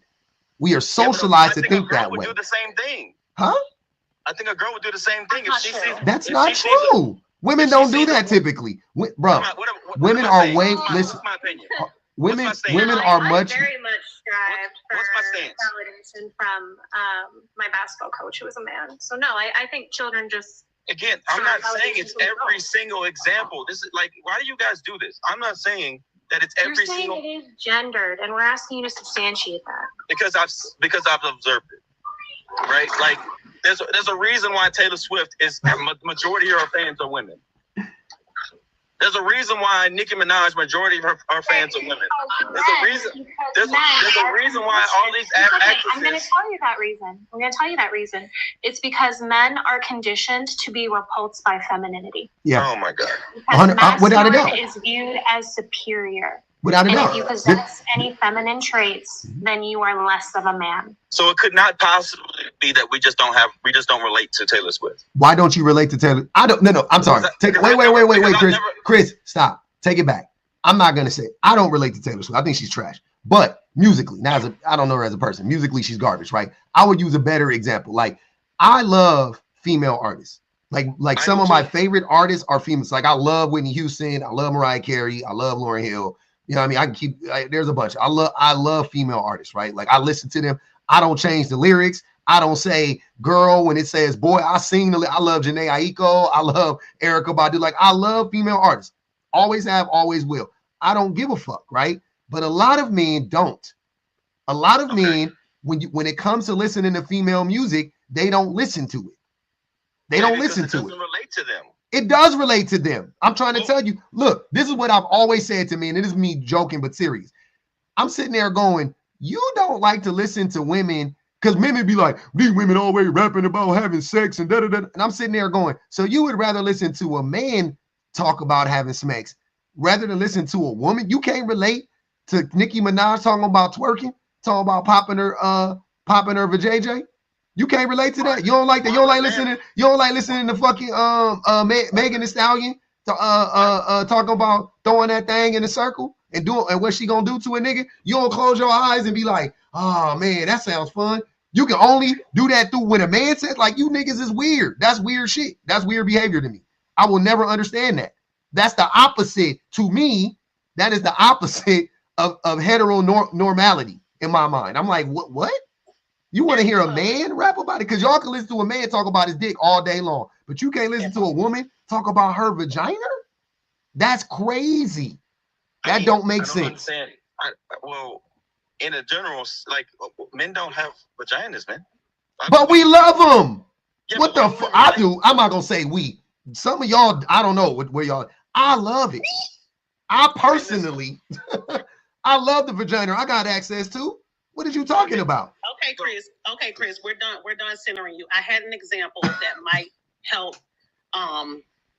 answer your point a little bit, but prove the point of what the ladies have been saying and public has been saying. What we have found and through research is that patient outcomes are better when they see a provider that looks like them. So for instance, if you have Hispanic patients, they go to a clinic, there's Hispanic doctors there, Hispanic nurses, those patient outcomes will be better because they have a learned understanding. These people speak their language and they are advising them medically. That is the only case in which there are facts that prove people are more receptive to people who look like them. When it comes to things, when it comes to gender norms, societal norms, sex, that's why I said you aren't even in the same restaurant. It's not the same thing. So this idea that you can get up here and speak about your anecdotal experience as if it is the gospel truth is wild. And it shows that you didn't come up here to have, it shows that you didn't come up here to have a conversation. You came up here with a closed mind and you came up here to prove that you were right. But you haven't presented anything to substantiate the claims that you have. But yet, like Public said, you're asking people to prove this and prove that to you. Nigga, we ain't got to prove shit to you. I'm just having a conversation. Hey, I just want to tell y'all something right now. When I was just driving my kid to school, I ain't gonna even hold y'all. I was off that Flo Millie. I don't know what you niggas be talking. I'm sorry, that shit aggravates shit out of me. I don't know what y'all be talking about. I don't know what you mean by we don't have a vagina. I don't know what are you talking about, sir? What are you talking about? What do I mean? What do you mean? What does that have to do with anything? Why do women listen, Chris? Why do women listen to men, rappers, and male artists, and male singers, and male movies? Women love that shit. Women love male. They love male act. They don't have no problem with it. They listen to male rap. They listen to men. This is how crazy it is to me. Women will listen to males degrade women and still sing the song. I'm not even knocking the women for doing. I'm just saying they'll listen like they can get over it, right? But your excuse is they don't have a penis. But your excuse is we don't have a vagina. That's the like what? What are you talking about? I don't get it. When I talk about relating to someone, usually that means you have some similarities or you have some shared experiences, et cetera, et cetera. I don't really have too many shared experiences with women that are talking about having sex with men and twerking and all these things. Like I don't even really listen. I put on music for the beat, to be honest. But I don't like women. Okay. What is happening? What? It's very DL coded. Like this is wild to me. What? So nothing hold on, please let him finish. I want to hear what he's saying. I'm trying to follow this. I'm trying to follow this. This is crazy. All of a sudden, I don't like women. Okay, all right. All of a sudden, they been thought you didn't like women, sir. This what? Okay, that's fine. That's fine. It's fine that they think that, but that's such a ridiculous like. It's so ridiculous, man. Like it's just so ridiculous, but it's whatever. Why is it ridiculous? You don't like Celine Dion or Stevie Nicks? Like you don't like any female artists? I like Stevie Nicks. There's plenty of female artists that I love. I mean, I grew up on R&B, like old school R&B. You wasn't listening to Moke and Steph? You wasn't listening to He's Mine, You Made Her Had Her Once. Well, you weren't listening to that? No, I mean, what am I'm really bad with names, man. So you're gonna have to excuse me for names. That's a man. Man, I mean, I listened to Mary J. Blige growing up. I listened to Missy Elliott growing up. But also, I mean, the male artists too. But anytime I would want to sing something, I often more so go towards men because I wanted to sort of emulate male voices because I grew up singing and stuff. But I mean, I listen to female artists. I still do. Actually, if I go on my playlist right now, one of my favorite artists. I think male and female duets are really pretty. You don't want to do a duet? I did duets growing up, growing up in the church and stuff. One of the best duets of all time is some Celine Dion for us. Sunday, Monday, Tuesday, Wednesday, Thursday, Friday, Saturday, love Sunday, Monday. Oh yeah, SZA is way before SZA, brother. Way before. I'm talking about the OG version. Sunday I'm Monday. talking about right now. Oh, you like SZA? Yeah, I like SZA too. Yeah, she dope. Oh, y'all already know I've been stuck on that what's her name? I was in the silk dress the day that we met. What's her name? The little white girl. Sabrina. What's it, Sabrina Carpenter? Oh, I love Sabrina Carpenter. That album. I didn't have that album on rotation since the day it came out, and it just randomly showed up on my iTunes. You know, like I push play on this. I was like, what's this? She had me first song. I was like, oh yeah, I'm locked. We locked in. We've been like this ever since. And then she came with the little the Tamia sample. Oh yeah. As soon as I heard that, I was like, she got a little seasoning in her. I like that. She ain't just plain white rice. But yeah, I mean, in regards to what this whole like music thing, we kind of flip the subject, but like I guess what I'm saying is like I would relate more to men because we have shared experiences, and I think women relate more to women because they have shared experiences. I relate more to public because he's a human being. Wait, hold on, that's like three people talking. I relate more to public because he's a human being and he sees me as a human being, so we can relate on experience, i.e. liking the same music, liking the same types of food. I still relate to him even though I don't have an appendage. Yeah, and now I'm talking about. So it's wild that you think that you have to share an appendage, no pun intended. Did I say that? To relate. You kind of are saying that. I don't know. You are saying that. Don't say I kind of are. Am I saying it or not? Well, you are though. You're saying like I can relate more to a man because he's a man, and what makes us a man? Our fucking appendage. I haven't brought up. I said because we have shared experiences. That's but women don't wait. Said. So if you grew up in the same house with your sister, y'all don't have the same experiences for the most part. I didn't. But I didn't say you did. Oh, okay. Wait, why didn't you grow up in the same house with your sister? My sister is much older. My sister's much older than me. But I thought you had a nuclear family. Yeah, she's much older than me. I mean, like 20, 30, almost 30 years older. So we didn't grow up together. Oh. Same parents. Do you watch basketball? Did I play basketball? Do you watch basketball? Yeah. Do you prefer the NBA or the WNBA? I mean, I grew up on the NBA, so that's what I'm more used to. But I just recently started watching the WNBA to see what it's all about. What's your opinion? I grew up watching the NBA, so I mean that's just kind of what I'm more used to. Wait, BPG, no. What's your opinion? What's my opinion on what? WNBA. If you were to compare like the WNBA and the NBA.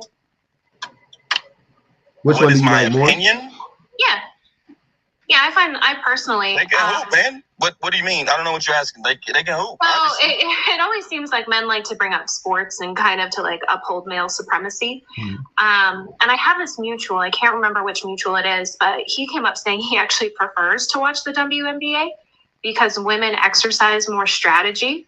They pass more, they set up more plays. He just finds it more entertaining. And I just think it's so interesting how many men just bash the WNBA because it doesn't bring in sales. I can see that, but my favorite team right now is the Warriors. And they have a pretty good I love their style of basketball. So I mean that's just I can see that though if you watch other teams that are more individualistic, I guess you could say. But I could definitely see that.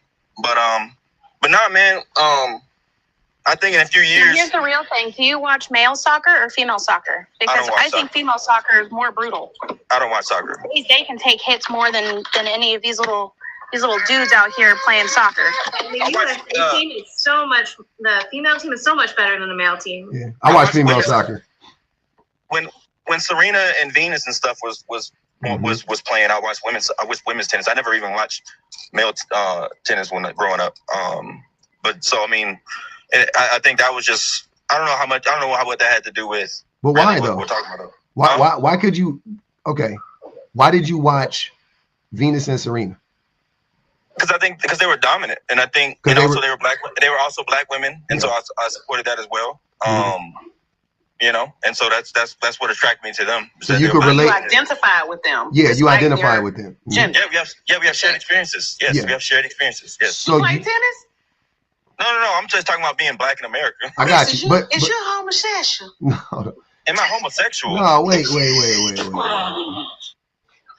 So you can relate to Venus and Serena because they are black women, right? Yeah. Then why can't you relate to black female artists?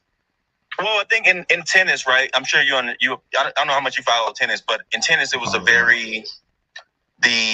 how should I say, the racial aspect of tennis is probably behind the rest of America, even though America ain't really gone that far. Yeah. But like the whole being a black woman and being different, wearing different type of clothing. She was always she was often chastised because of the outfit she wear, even though she wore the same type of outfits, but it just looked better on her. When talking about Serena and stuff, like those racial components. Yeah, but isn't that the same? That's not the same thing that happens in rap.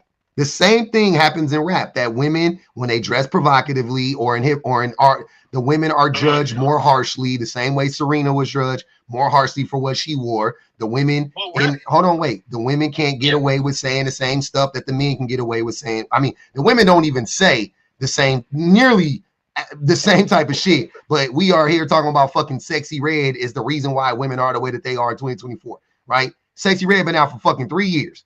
And we blaming her for the dating market being the way it is, but men been shitting on women in music and in art and in fucking every genre of, every example of art. Men have been shitting on women for fucking 200 years, if not more, and they don't get any of the blame.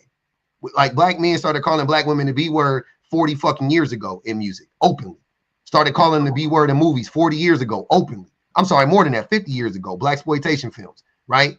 But you fast forward to 2024, it's fucking Sexy Red fault. It's Meg Thee Stallion fault that Kamala didn't get elected president. Like, but somehow, some way, you can relate to Venus and Serena because of the way that they were being chastised and the way that they're being critiqued for being black women, being black. But you can't do the same thing for black female artists because black female artists are being critiqued by black men.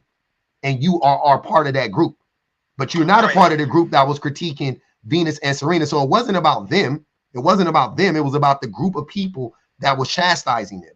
You can relate to being chastised by a white person. That's a shared experience, right? Is it not? That doesn't make it right. How are you not understanding what's going on? It is. I'm not trying to make a moral stance on any of this. I'm saying that the reason why I related to Serena and Venus, right, not only is because they were very, very good athletes. That's one of the things that attracted me to their skill set as well. But also that they had to deal with the racial component of being chastised by the people around them that were not of their race, if you get what I'm saying. Right? So do black women. That's what I just said. I'm not understanding what's the difference. What I'm saying, Chris, it sounds like you're very selective in your, what they call it, so selective in your protesting or selective in your outrage, in that black women and black men can grow up in the same household, take about the same or a similar path. The black woman will go to college, the black man might go to the corner, or vice versa, whatever the case may be. You can understand or empathize with athletes who grew up with a little bit of privilege, who experienced being ostracized because they were black, but you can't understand black women being ostracized for being more educated, for out earning, for buying more houses. Y'all will get on here and argue tooth and nail about how masculine black women are because of the things, because of the things that we have accomplished. Meanwhile, you can understand what Serena and Venus went through. Well, hold on. It seems like you're having a conversation. It seems like you're having a conversation with someone that's not me, because a lot of the things that you said that men are saying, I have not said. Sir, this ain't the only panel you ever been on. You act like people don't pay attention to the stuff y'all say in comments and on these TikTok panels. This ain't my first day hearing you talk. And frankly, I hate it every time you open your mouth. When have I said any of this? There. That's the thing. I haven't said any of the stuff you're talking about. All right. They said, is Chris lying about women's sports or just a misogynist? A, Lion King, 26.32%. B, Mr. Misogynist, 73.68%. So what about how you watch sports and why you watch female sports or you don't or whatever. But like I said, I just think it's going over your head right now, and I don't like. So crazy. It's not though. I think it makes perfect sense that you are. Well, I haven't even been able to explain my point. You asked me what's the difference, and then I never got to even say what's the difference to me. Okay, you did. So go ahead. I didn't. The difference that I feel versus like what Venus and Serena had to go through, and what the black female artists, rappers, I guess we can speak on right now, is I don't see. They're not being, well, they are, I guess they are, but I'm not, the majority of what I'm saying is them being chastised is not a racial thing. It's a man and woman thing. So what I'm saying is I'm not a woman, so I don't have shared experiences with women. So you don't care about, and this is why women, that's not, but this is why women are saying you don't care. You don't care about that. Why do you jump to I don't care? Because you don't care. Because you can't empathize with them. You're literally describing why you can't empathize with women right now. I didn't say I can't empathize. You are describing it. I just said that. You don't have to say it. You're describing you not being able to empathize with women. If I could just get my point out, then maybe you could understand where I'm coming from. I completely understand where you're coming from. You don't, because you're talking about empathy and I'm talking about shared experiences. You just said I can't relate to her. Hold on, Chris, stop. You just said I can't relate to them because they are women, which is textbook definition. You are saying I can't empathize with them. That is what you were saying. That's not what I'm saying. See, now you're gonna try to pivot. And this is why I fucking can't stand talking to gaslighters. Y'all make me sick. That's not what I'm saying, though. That is what you're saying. It's not. Jesus fucking Christ. He's saying he can only relate to racial issues. He can't relate to gender. Because that's not what you're saying either. That is what he's saying. Can I pull the definition of empathy? Damn, what are you saying then? He know that's what he's saying. It just sounds bad when I say it. It sounds bad when you clock it. Hold on, sir. Stop. Chris, this is what happens. Y'all say that you say the thing that you mean, right? You try to code it. It gets clocked. You realize it gets clocked, and then you go, up, that sounds bad. Let me fucking try to get out of it. Just own it. That if that's not what you're trying to say, then we're telling you that is what you're saying. So if that's not what you're trying to say, then say it differently. If you're not saying that you can't relate to women, which that is what you're saying, then say it differently. Okay. You asked me, why did I watch Venus and Serena growing up? And why do I not really listen to, even though I will listen to it, but I don't, whatever. I don't listen to female rap artists as much today. Nope. Okay. Can I tell you what I'm saying before so you can answer the question? Okay. So what I'm saying is why do you feel like you can relate to Venus and Serena, but you can't relate to like a black female artist? Okay. So the reason why I related to Venus and Serena was on the racial component. Okay, which Shan said that. Me and Venus and me and Serena are the same race. Yep, we know that. Okay, and the shared experience that we have is essentially being chastised by white people because of how we are different, essentially. But it's the same thing, though, Chris. Okay, so let me finish. Okay. So we're talking about being black, being chastised by white people. Yep. Okay.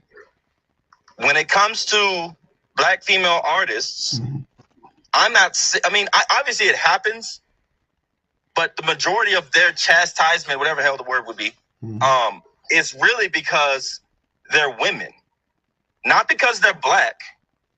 At least that's how I see it. At least maybe I could be wrong, but that's how I see it. And if you're asking me why I feel this way or why I get this reaction, it's because of how I see it. It's both, though. That's what I'm saying. Well, that's exactly but what I said. But you're asking me how I see it. You're asking me how I see it, and I'm telling you this is how I see it. You just said you relate to Venus and Serena because they have issues of racism being chastised by white people as black women, but you can't relate to the black female artists because it's not about their race, it's about them being women. So when I said you can relate to racial issues but you can't relate to gender issues, how is that not what you were saying? Because you said that I can't relate to women. I can relate. That's not what I said. I said you relate to racial issues, but you can't relate to gendered issues. And if you can't relate to gendered issues, what you're saying is essentially you can't relate to women. as far as shared experiences, You can only relate to women based on issues of racism, Right. but you can't relate to women based on issues of sexism. well, can I ask you a question? Hold Can I ask you on, a Chris. question? Hold on, Chris. We're almost there because I think we could get a little breakthrough. What I'm saying is, and everything Shan's saying is correct, but what I'm saying also is you can relate to women because you can relate to Venus and Serena. They are being, I'm saying, look at what they're being chastised for, right? Right. I'm not there. You're saying it's because of race. That's the component. But I'm saying, what are the people who are chastising them saying? They were judging them on how they played, right? They were judging them on the outfits that they wore, specifically Serena, on the outfits that she wore, correct? Right. Okay, cool. Let's apply that same fucking logic. Is Meg Thee Stallion not being chastised for the way that she dresses? Her physical appearance? Yes. Yes. It is you can just keep going down the line. Ice Spice, all the female or black female artists are being ridiculed based on the way that they look. That's a major component of it, right? But who are they being chastised by? That's what I'm saying. Everybody. It doesn't matter who. It's what are they being chastised for? You should be able to relate. Here's what I'm saying. You should be able to relate to any group of people that is being chastised unfairly. That's what I'm telling you. Doesn't matter the race. Doesn't matter the gender. You should just be able to relate as a black person. Because that is what empathy is. So if you can't, you don't have empathy for women. Republic, I've never been chastised because of, well, I can't say I've never been chastised because of my gender, because I have. But I guess what I'm saying is I've never been chastised about what I'm wearing because of my gender. Have you ever been chastised for being black? Have you ever believed that the reason why you received certain ridicules is because you were black? Yeah. Okay. For sure. So you know what you know what it feels like to be chastised unfairly, right? Yes. That's the only thing you need to know. It doesn't have to be a one-to-one, sir. That's not how you're asking me how I see it, though. And I'm telling you that the way that you see it is the thing that is hindering you from empathizing with women. So you need to expand how you see it. I don't have a problem empathizing, but when we're talking about having shared experiences and relating to them, when they're talking about, am I not speaking English? When they're talking about twerking, he just wants to argue. No, because this is this is so frustrating right now. I don't know how this. It's because of what they're being reprimanded for, and he feels that they deserve it. Yeah, well, I think it's because of the people it's because of the people that is chastising those women. Like he said, they're not being. Yeah, he agreed, but it's that. But he also is in the cult of black men. He's in that cult. He's not in the cult of white men. He's in the cult of black men. Right? Do you think the only reason why I watched Venus and Serena was because they were black women? Do you think that's the only reason? No, I think that was you said it was a component as to why you watched it. Okay, exactly. So there's multiple things, right? It's also that they're very talented athletes, right? And they were dominant in their field, right? Okay. And so I for one, I love sports. I like watching sports, right? I attempted to play tennis when I was young, but I couldn't do it. I just wasn't good at it. But anyway, and so I related in those senses as well. It wasn't just that they were black women being chastised by white people. There was multiple aspects to it. And so, yes, there are similarities when it comes to, people like Megan Thee Stallion and their people and Nicki Minaj and all these other things. But there's not enough things that I relate to. Have you not tried to be an artist? Attract me to them. Didn't you just say you tried you're a singer or you're into making music? I used to be. Yeah, I'm not. Yeah, the same thing. I bet you put more time into being a singer than you did into being a fucking tennis player, right? Yeah. Yeah. But you just said that one of the reasons why you can relate to them is because you tried to play tennis for 5 minutes when you were younger, but you can't relate to an artist but you don't love music? No, I love sports more than music, though. But you love music? But here's the thing: I listen to female R&B artists. You just keep pivoting. You all over the place. No, because I'm not a rapper. It doesn't matter. This shit is crazy. This is the person who will say anything but, yeah, I'm wrong. Yeah. Y'all really just don't. Nah, don't try to gaslight us, Chris.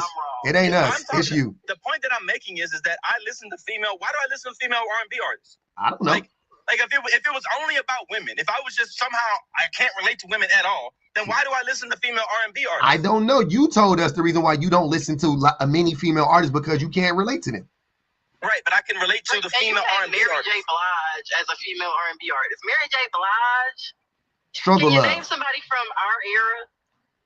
Well, wait, I mean, I That's said not SZA. Beyonce. I said SZA. wait, we old. So, well, I don't know how old Chris is. He young. I think Chris like early 30s. I'm 34. Yeah. But I okay, mean, no sorry, shade 35. to Mary, but But again, I'm bad with names though. So like, I listen to a lot of artists, and I'll never be able to tell you. I'm telling you, I don't know any other people except for the top ones that are on my playlist. I just listen to the song. I don't really care too much about who the it artist doesn't is. matter. The point is, the overall point, because we missing it and we way past it at this point. The overall point is, y'all be looking for reasons not to relate to the female rappers who say the same shit as the male rappers, so you can relate to the same things coming out of their mouths, but you can't relate to a woman saying it. You can relate when a man is talking about having sex and getting money and shitting on other people, but you can't relate when a woman says the same exact thing. No. Yeah, So the same way you can relate, and this is what we're gonna bring it full circle. The same way you think little boys need to see men do the thing, right? Because it's a man, right? That's what all of this is about. You think you put stock in stuff that men do versus and you take away and you devalue the things that women do. When women do the same thing men do, you either devalue it or you ridicule it. You know what I'm saying? Depending on the scenario, right? So if a woman does it, when a woman is talking about her body, I don't want to listen to that. When a man talking about his penis, yeah, give me that one. That's okay. When a woman is being unfairly criticized in the media and in other places because she's black, oh yeah, give me that one. That's the one. When a woman is being fairly uncriticized in the media and other places because she's a black woman, I don't really see that one. I'm Stevie Wonder to the bullshit. Like what? I'm Stevie Wonder to the bullshit, but I don't relate to it. But I do want to point out how this starts very early on for young boys. Like, just this logic starts very early and it continues on, well into manhood. But, it's okay for a little boy to be able to relate to G.I. Joe. And when we say relate, we're using relate and like interchangeably for the people who might be a little bit behind the rest of us. It's okay for a little boy to like/relate to the G.I. Joes, the Batmans, the Spider-Mans, whatever. But God forbid he like Princess Tiana. God forbid he thinks Rapunzel is beautiful. Or, God forbid he likes the sparkly dresses that Cinderella wears or whatever it is. Like, from a very early age, little boys are taught you're only allowed to like and relate to and be attracted to men and manly things and things that other men and other boys like. Yet we want them to grow up to be with women, right? We don't, because y'all don't want them to be LGBTQ. You want them to grow up to be with and love women and have a family and blah, blah, blah, sleep with women, whatever. But they're never allowed to like women or anything about us. It doesn't make sense. Shit, they got it. They actually to get deep into the code, you gotta hate everything about women. It ain't even that you can't. From a young age, you're literally not allowed to ever like anything womanly or pretty or like it would never make sense to me how it's more normal for y'all for a little boy to sit in his room and play with muscular men all day than it is for him to play with pretty princesses. Meanwhile, make it make sense. That's what changed. Go ahead.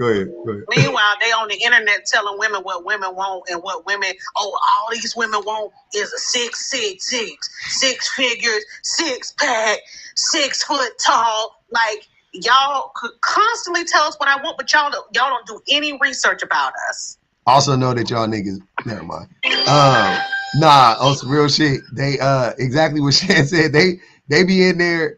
Y'all want y'all kids to play with muscular men. The same thing I was saying earlier.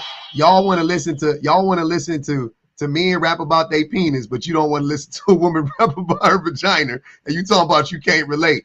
What nigga can't relate to vagina? That's the shit I don't be understanding. I'm like, who know? What man can't relate to vagina? Like, please, Chris, how does that work for you? How does that even compute in your mind to make sense? So J. Cole has a song. I'm not going to be able to remember the name, but I'm sure you guys are going to be able to know what I'm talking about. where he talks about I think he's in high school, maybe he's I don't know how old he was, but he was basically trying to front and act like he was like all experienced in the bedroom and stuff. That's stupid. That's one of that nigga worst songs. He be like, you never had it, like, what did he be saying? He be like, what did he say? Hold on, I ain't never did this before now. Yeah. And I ain't never did this before. No, that's sorry ass. Yeah, that song trash as fuck. Go ahead. Right. But it's a song that a man can relate to because there's often a stigma, especially growing up, at least it was when I was, of being a virgin as a young man. Yeah, I was afraid. Right? And if you were a virgin, it was like you had to front and act like you wasn't, because if you did, if people found out that you was a virgin, you'd be chastised, you'd be made fun of, et cetera, et cetera.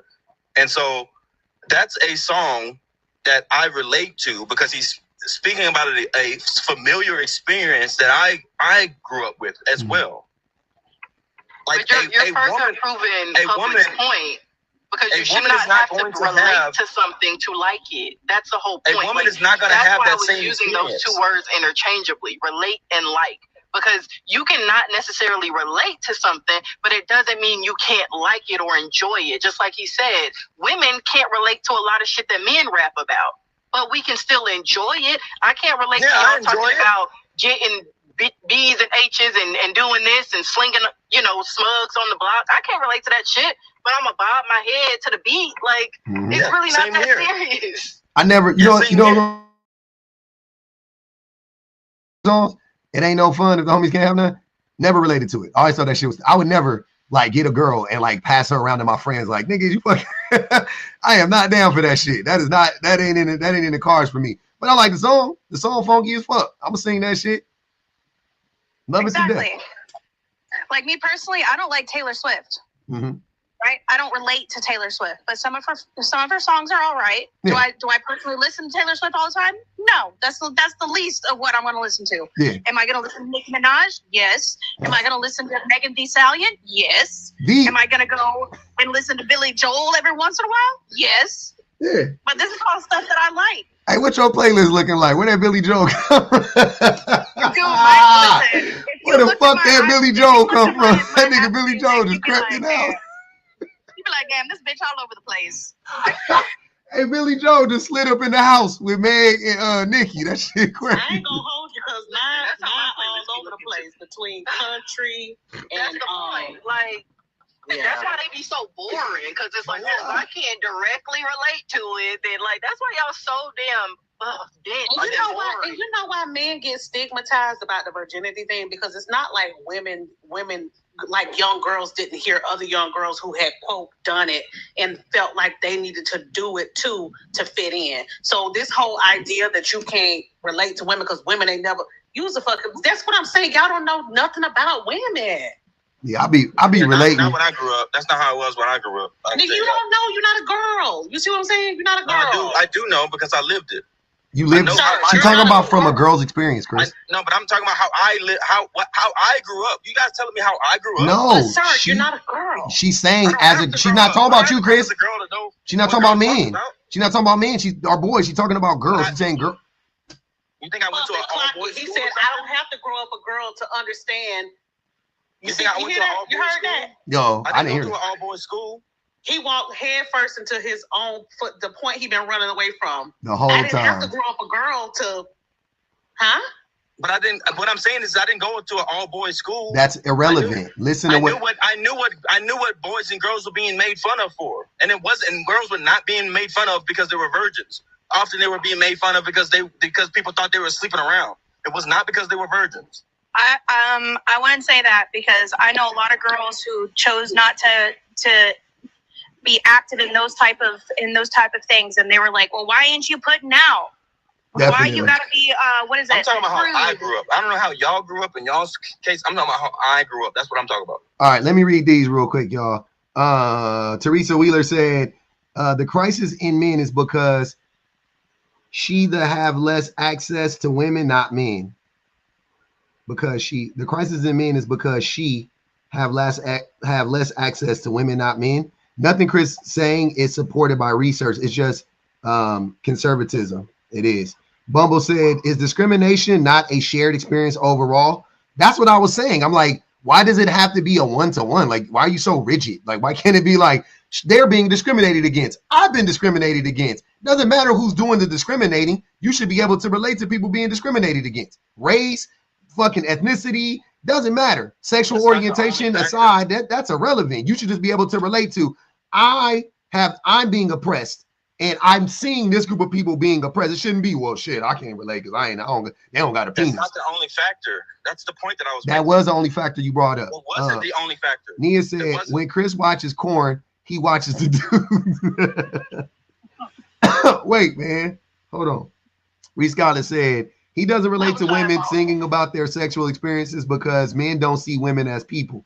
Men want to hear about men having smacks. Drop. That's 5 on Chris' head. It took a minute, man. I put 5 on your head, though. We listening. No, so the thing that I thought about when everybody else was talking, I don't even really listen to rap music that much. That's a crazy statement to make. What statement?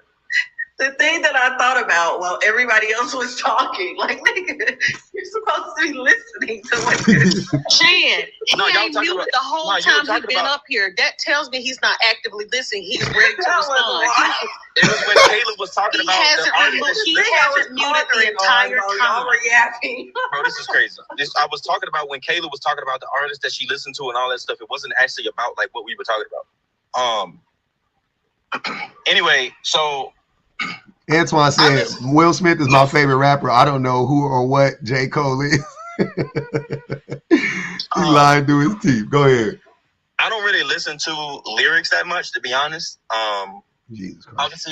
Obviously, I hear them and you hear the hook or whatever, you might repeat it. But as far as like the actual verses and stuff, I really don't be listening. I really just be listening for the beat when I be playing basketball or if I'm working out or whatever. But what I do actually listen to, and I think that's why it relates to me more, is when it's R&B music. Black is one. Some people call him Six Lack. Yeah. But like I love his music because of what kind of the things that he talk about. That's I also my talk nigga. about like when it's like love related or like relationship related, I will listen to both because I can relate there. But I don't really listen to rap music. So it doesn't really so this idea that it's because it's a woman is not really relevant because I'm not listening to what they're talking about. Like I'm not listening to it. A 34-year-old black man saying he don't listen to rap music that much. Woo! I'm saying I don't listen to the lyrics. It plays when I'm working out or when I'm playing basketball or whatever. I play it on the speaker or whatever, but I'm not like listening to the words. I know what you're saying. You saying that. I believe you in everything. I'm just like, damn, I got you. Okay. So you like R&B. But we've heavily diverted from, I feel like, the original topic. We've been off of that. Yeah. Yeah. I want to hear your thoughts on that, Chris. Abolish paternity tests. He already came up. I mean, the statement that I made earlier is that I think emotionally it matters. I did sort of concede that outside of medical reasons, there's really no tangible reason why it matters. But I do think emotionally it matters, at least as far as how things are today. They put 35. Deja put 35 on Chris' head. She said, I can't listen to his circular yapping. So that's 40 on his head, by the way. Go ahead, we listen. But that's pretty much my standpoint. I don't know if was it Scrum? Scrum back Caleb. Okay, yeah. I don't know if that's you called me back Caleb. Well, he called you Caleb before, and I stopped halfway through. My bad. Strong back Caleb is crazy. Strong back Caleb is crazy. I did not mean that, Kay. You don't be telling nobody my name. He said your name. You was the one saying your name. That's why I was like, what's up, Queen? Damn, that was crazy. My bad. It came out. When it came out, I tried to not acknowledge it to let it slide, and you caught it. I was like, damn. Y'all ain't gonna be able to call me Scrum Bite for long. I'm about to shit on all y'all.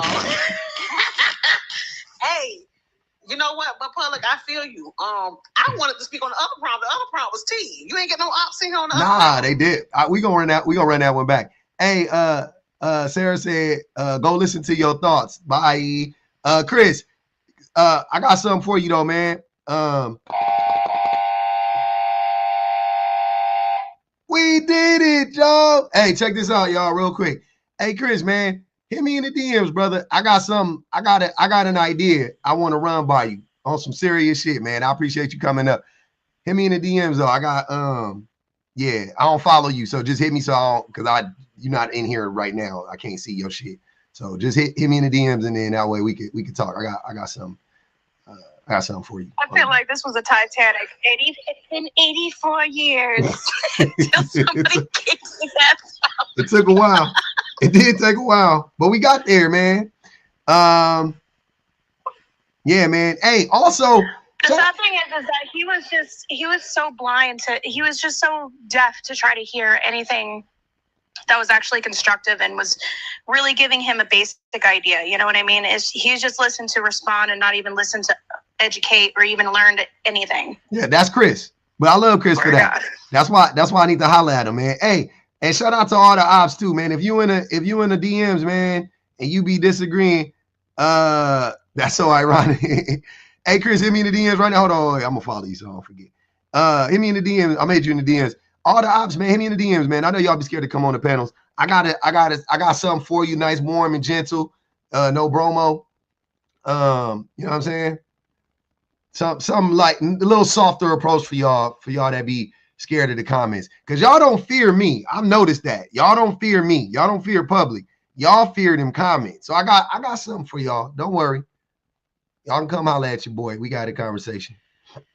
Chris, he like you like some hydrocortisone cream. You don't really want to use it, but if you have to, hey. Wait, hold on. Preparation H. Kieran Logic came in here hot. Soft, hard, I don't mind. What you mean, brother? Go ahead, man.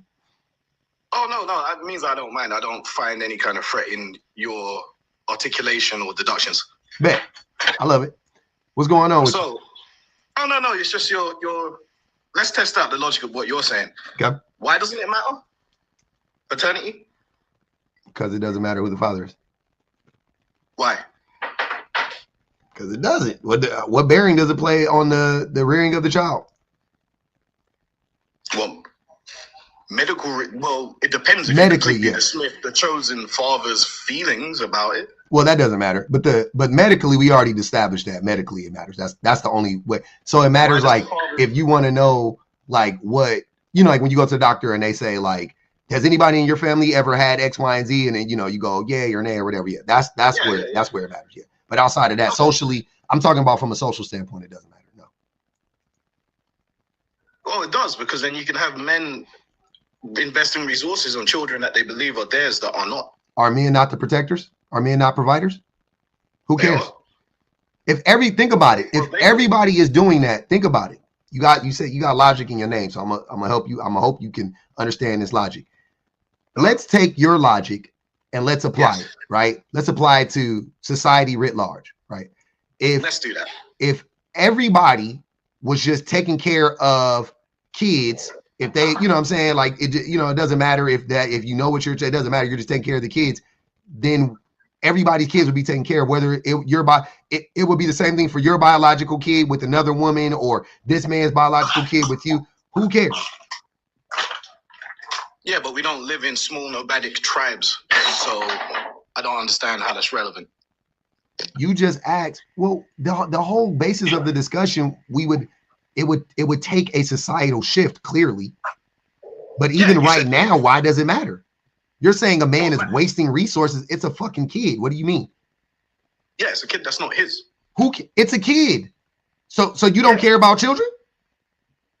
I wouldn't care about children that aren't mine to the same degree I'll care about children that are mine.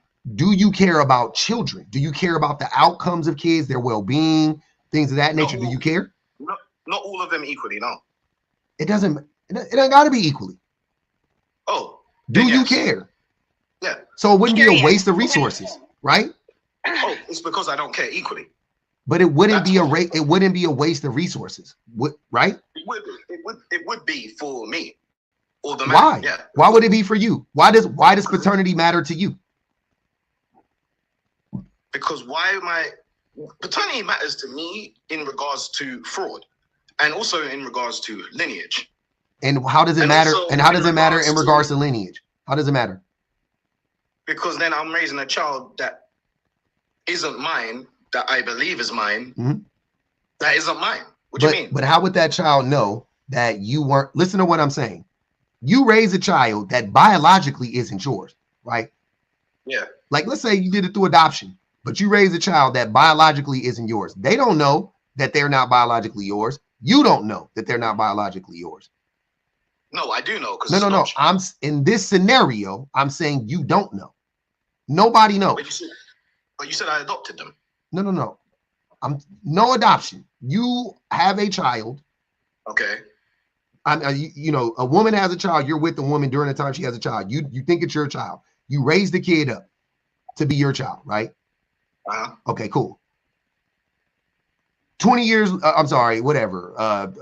2 generations later, you're not going to show up on that family tree as that kid's great grandfather or the grandfather or whatever the case may be. Oh, of course I would. Okay, so there's your lineage. Yeah, but that lineage wouldn't be correct because that child may not be mine. Yeah. So you mean you're just talking about biologically? Yeah, that's what we're talking about. No, I'm asking you. I'm not talking about just biology, biologically. You're only talking about that. I'm also talking about it in terms of the social network as well. Yeah, so socially it doesn't matter. That's my point. Socially it doesn't matter. I just proved it doesn't matter. That's what I'm saying. Oh, socially it does, because then it could lead to genetic diseases or that's not social. What's the word I'm looking for? That's not social. That's not deformities. Yeah, because next thing you know, social. Someone could be sleeping with their sister or That's a their genetic brother. thing. It's not a social. No, but those people would be within that society, correct? They could then be interbreeding by accident without knowing, which could lead to further generations of children with defects. Those defects would have a societal impact because you would have more people with Once defects. again, it would be it would be scientific, and I agree. I hear you. Yeah. It would be scientific. I agree. That's my point. Great. Yeah. I'm glad you agree. So it matters. It doesn't socially. You still didn't prove it matters socially. I already established it matters medically. We've already established that already at the very beginning. Do you mean from an embarrassment standpoint? You would be embarrassed if people knew that you were taking care of children that weren't yours? Is that what you mean by socially? No, I mean that medicine is part of society. Sir, we're talking about scientifically. That's biological. That falls under scientific. Sir, stop trying to make stuff fit in the places it doesn't fit into. It doesn't fit in there. That's everybody knows that would be scientific. That's not social. Stop it. And I just wanted to clock your lineage T. Hold on, Karen. I wanted to clock your lineage T because y'all really unalive me getting on the internet talking about the strongest of that weak ass sperm that made it. Like, y'all, here's the thing. The strongest of the weak sperm made it. Maybe it was only one. We only drop one egg, right? And depending on the woman, depending on the disorder, you might drop 2. You might ovulate a couple times a month.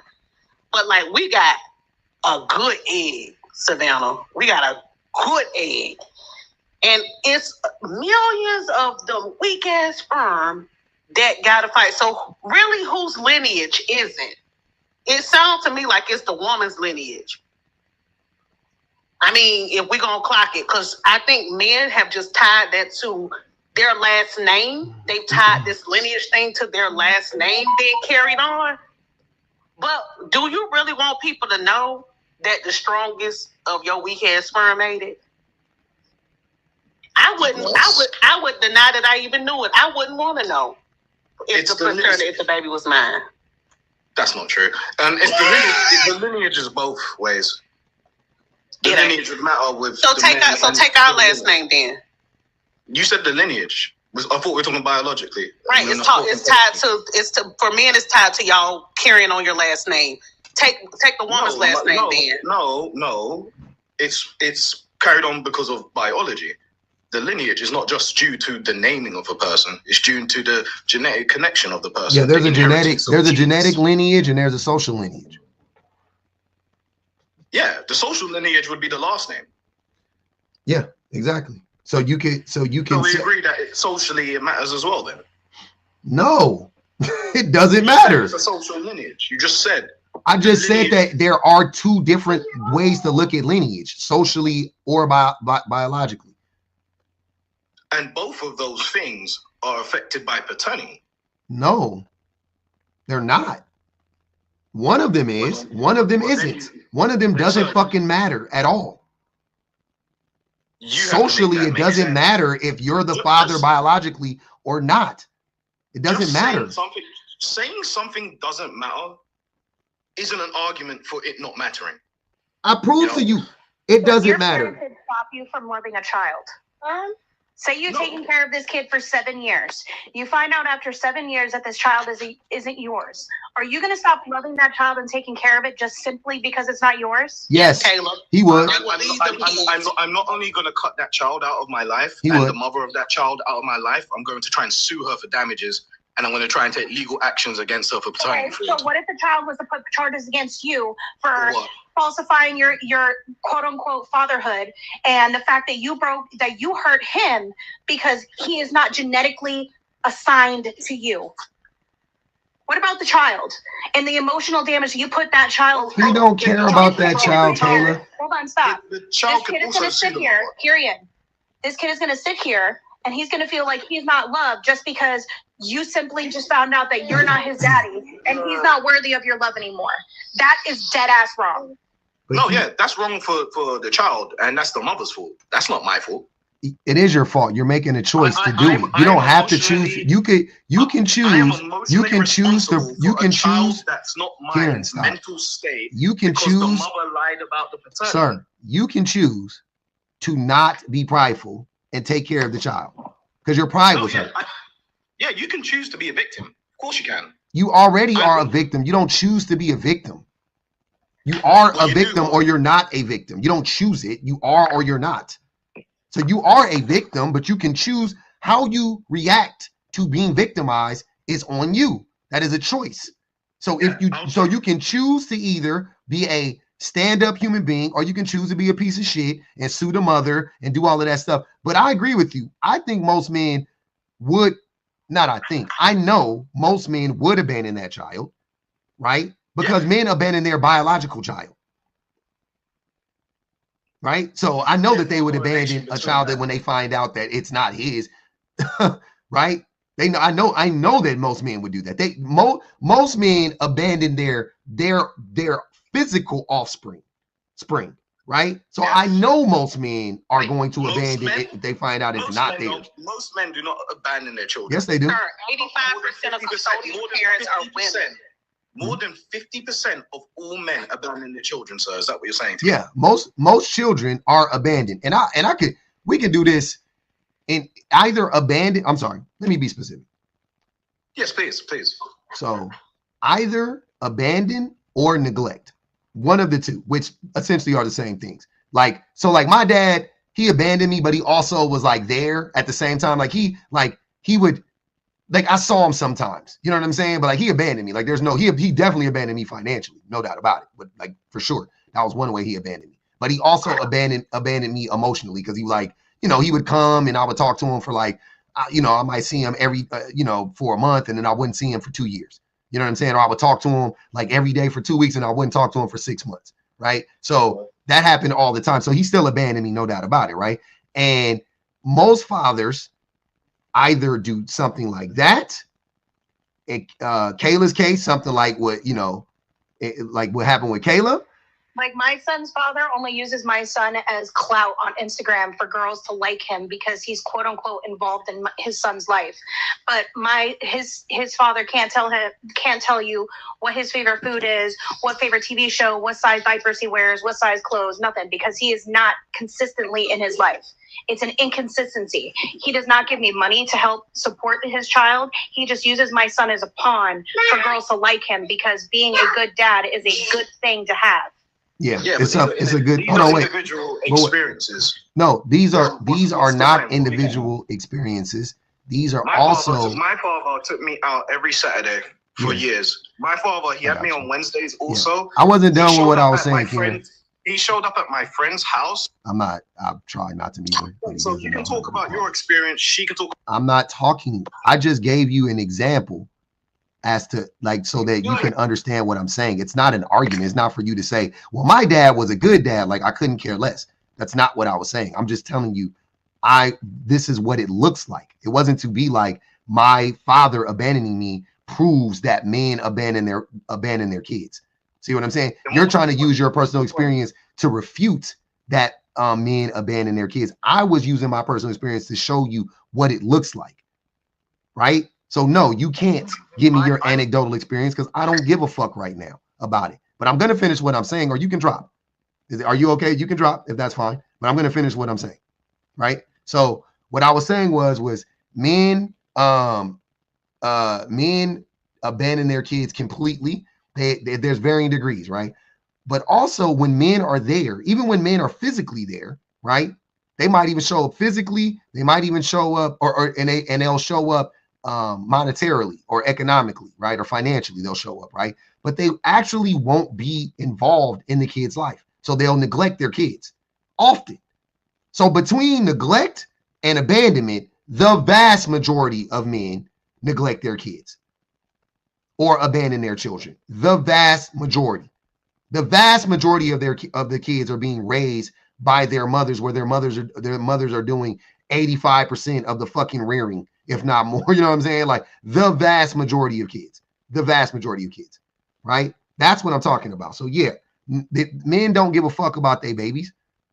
They don't care. They don't care about their kids, the ones that are here, and they don't care about they definitely don't care if it's somebody else's child. Definitely don't.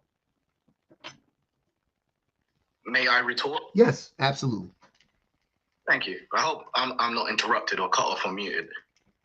I find it interesting. You can talk about your experiences with your father. This lady can talk about her experience with her baby father, but you can't be. You can't be serious. I can't talk about my experience. I literally just told you why. Why? You didn't listen to anything. So why are you here if you're not Karen? Then what did I say? Repeat to me what I said and why did I say it? You said, but then why was she allowed to Hold on. Repeat to me what I said and that will be your answer. Go ahead. Repeat to me what I said. You talked about your experiences with your dad and the abandonment. Why did I do it? Why did I do it? You do it, I believe, to back up and claim that. Hold on. Nope. I didn't ask you why you think I did it. I asked you, why did I say I did it? You said you were listening. To relate, you said a lot of things. I'm sorry. So you're not listening. Okay, cool. I'll say it again. The reason why I did it, and the reason why I did it was because I wasn't trying to say my dad. The reason why I believe men abandon children is because my dad did it to me. That's not what I was saying. I said that I was just trying to show you like the different ways that abandonment, what it looks like. Then I just use my personal experience to show you that. That's all I was doing. I wasn't doing it to be like, well, since my dad did it to me, therefore that means that most men do it to that's not what I'm doing. Thank you for clarifying. I'm sorry that I didn't get that clearly. I try to practice to actively listen. Sometimes I'm not perfect and fail myself. I hope you forgive. Yeah, absolutely. Now, I forgive you. What I'm saying is, can I show an example of a father being there? No, because it's irrelevant. Because we know what it looks like when a father is there. It's not the conversation. But you don't know what my father was like. I don't care about what your father was like. Like, it has nothing to do with the situation. Would it help you prove further that how men are present in their children's lives? Is that what you're trying to do? No. Then why are you using it? Because that would be the only reason I would care about it. No, the exact same reason why you shared is why I would like to share. That's what I just said. The exact same reason. No, but the difference is I listen to you share, and when I want to share, you're saying it doesn't matter. Okay, you don't care. So you want to share with us how how fathers are present or what it looks like to have a present father. That's what you want to share with us. Go ahead. I'd like to share how my father was present. You shared how your father wasn't. This lady shared how her baby father's negligent. I'd like to share how my father's good. Hold on, my daddy was there too, Kieran, but he was a raging alcoholic and cokehead. Yeah, but so he was there. He lived in the house with us, and he was there. I just want Kieran. What I'm trying to understand is what is the relevancy of you sharing with us your plight? Like I'm not understanding. It's not plight. Okay, why are you? What is the relevancy of you sharing with us your situation with your father? I don't understand. To bring a wider view of fatherhood besides neglectfulness, to give some insight into the other side of fatherhood. You think I don't? Are you a father, Kieran? No, but that's the reason. Hold on, wait. Hold on, wait. I am a father, so I know what it means to be a present father. I am a present father. You think telling me about how your dad was present is going to teach me about being a present father when I am actively a present father? No, I don't want to teach you anything. Then that is beside the point, because that's what I was doing with you. I was sharing with you once again what it looks like to abandon a person so that you can understand it. That's it. So if you're not doing that with your dad, then it is irrelevant to the conversation. Okay, fair enough. Was Kaylee doing the same thing? Yes. Oh, okay. I mentioned her. I mentioned her dad. I said, this is, and she mentioned the father of her child. She was saying, yeah, he abandoned his son, but he makes it look like he's showing up for his son, but he's not. But he makes it look like that, right? So you can see once again what it looks like, because it could look like from the outside looking in, oh, look at him. He's present. He's on the internet. He has his, but in reality, he's not. So her story was relevant to the situation. I'm not using her story, strong back story, or my story as proof that men abandon their kids. That's stupid. That would be dumb to use my anecdotal experience to prove that men abandon their kids. That's dumb. I'm using my anecdotal and their anecdotal experience to show you what it looks like. That's it. Yeah, I know what it looks like. Okay. I don't know but why did you assume I didn't know what it looks like? I did it for me. I did it to be clear, because abandonment could look different to different people. Because it could be construed differently by different people. So I wanted to make sure that we all knew the basis in which I was describing the word abandoned. That's it. I just I took the time so that you can't say later, oh, well, what does it look like? And so I just said, boom, let me just tell them what it looks like to me. And this is what it is. Cool. Now we can talk about it. I wouldn't have asked you what it looks like, because I know. I don't know why you assumed that. But I can understand that assumption. People make assumptions sometimes. Like, I'm not trying to be hard on you for that. Yeah. Okay. So I want you to tell me, why do you think most men don't either neglect or abandon their children?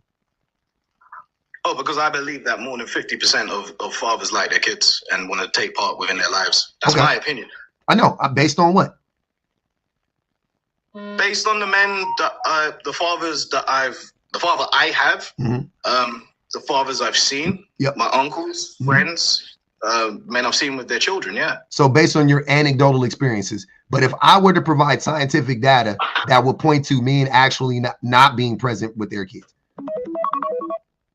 If I were to provide scientific data to peer reviewed, and then I'll accept it. It is peer reviewed. And then I'll question myself on why I have this distorted view that is backed up and not proven by facts. Yeah. So that's what I would do. So if you can go look this up. It's on Pew. I'm not going to do the research for you. I'll tell you where to go though.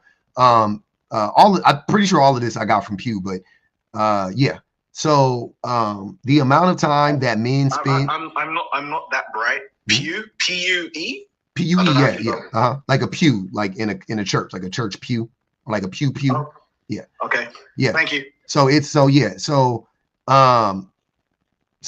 so in there it talks about how men spend significantly less time with their children on the daily than women. I think it's women spend double the amount of time per week with their kids. I think men spend like 6 hours on average, and women spend 12.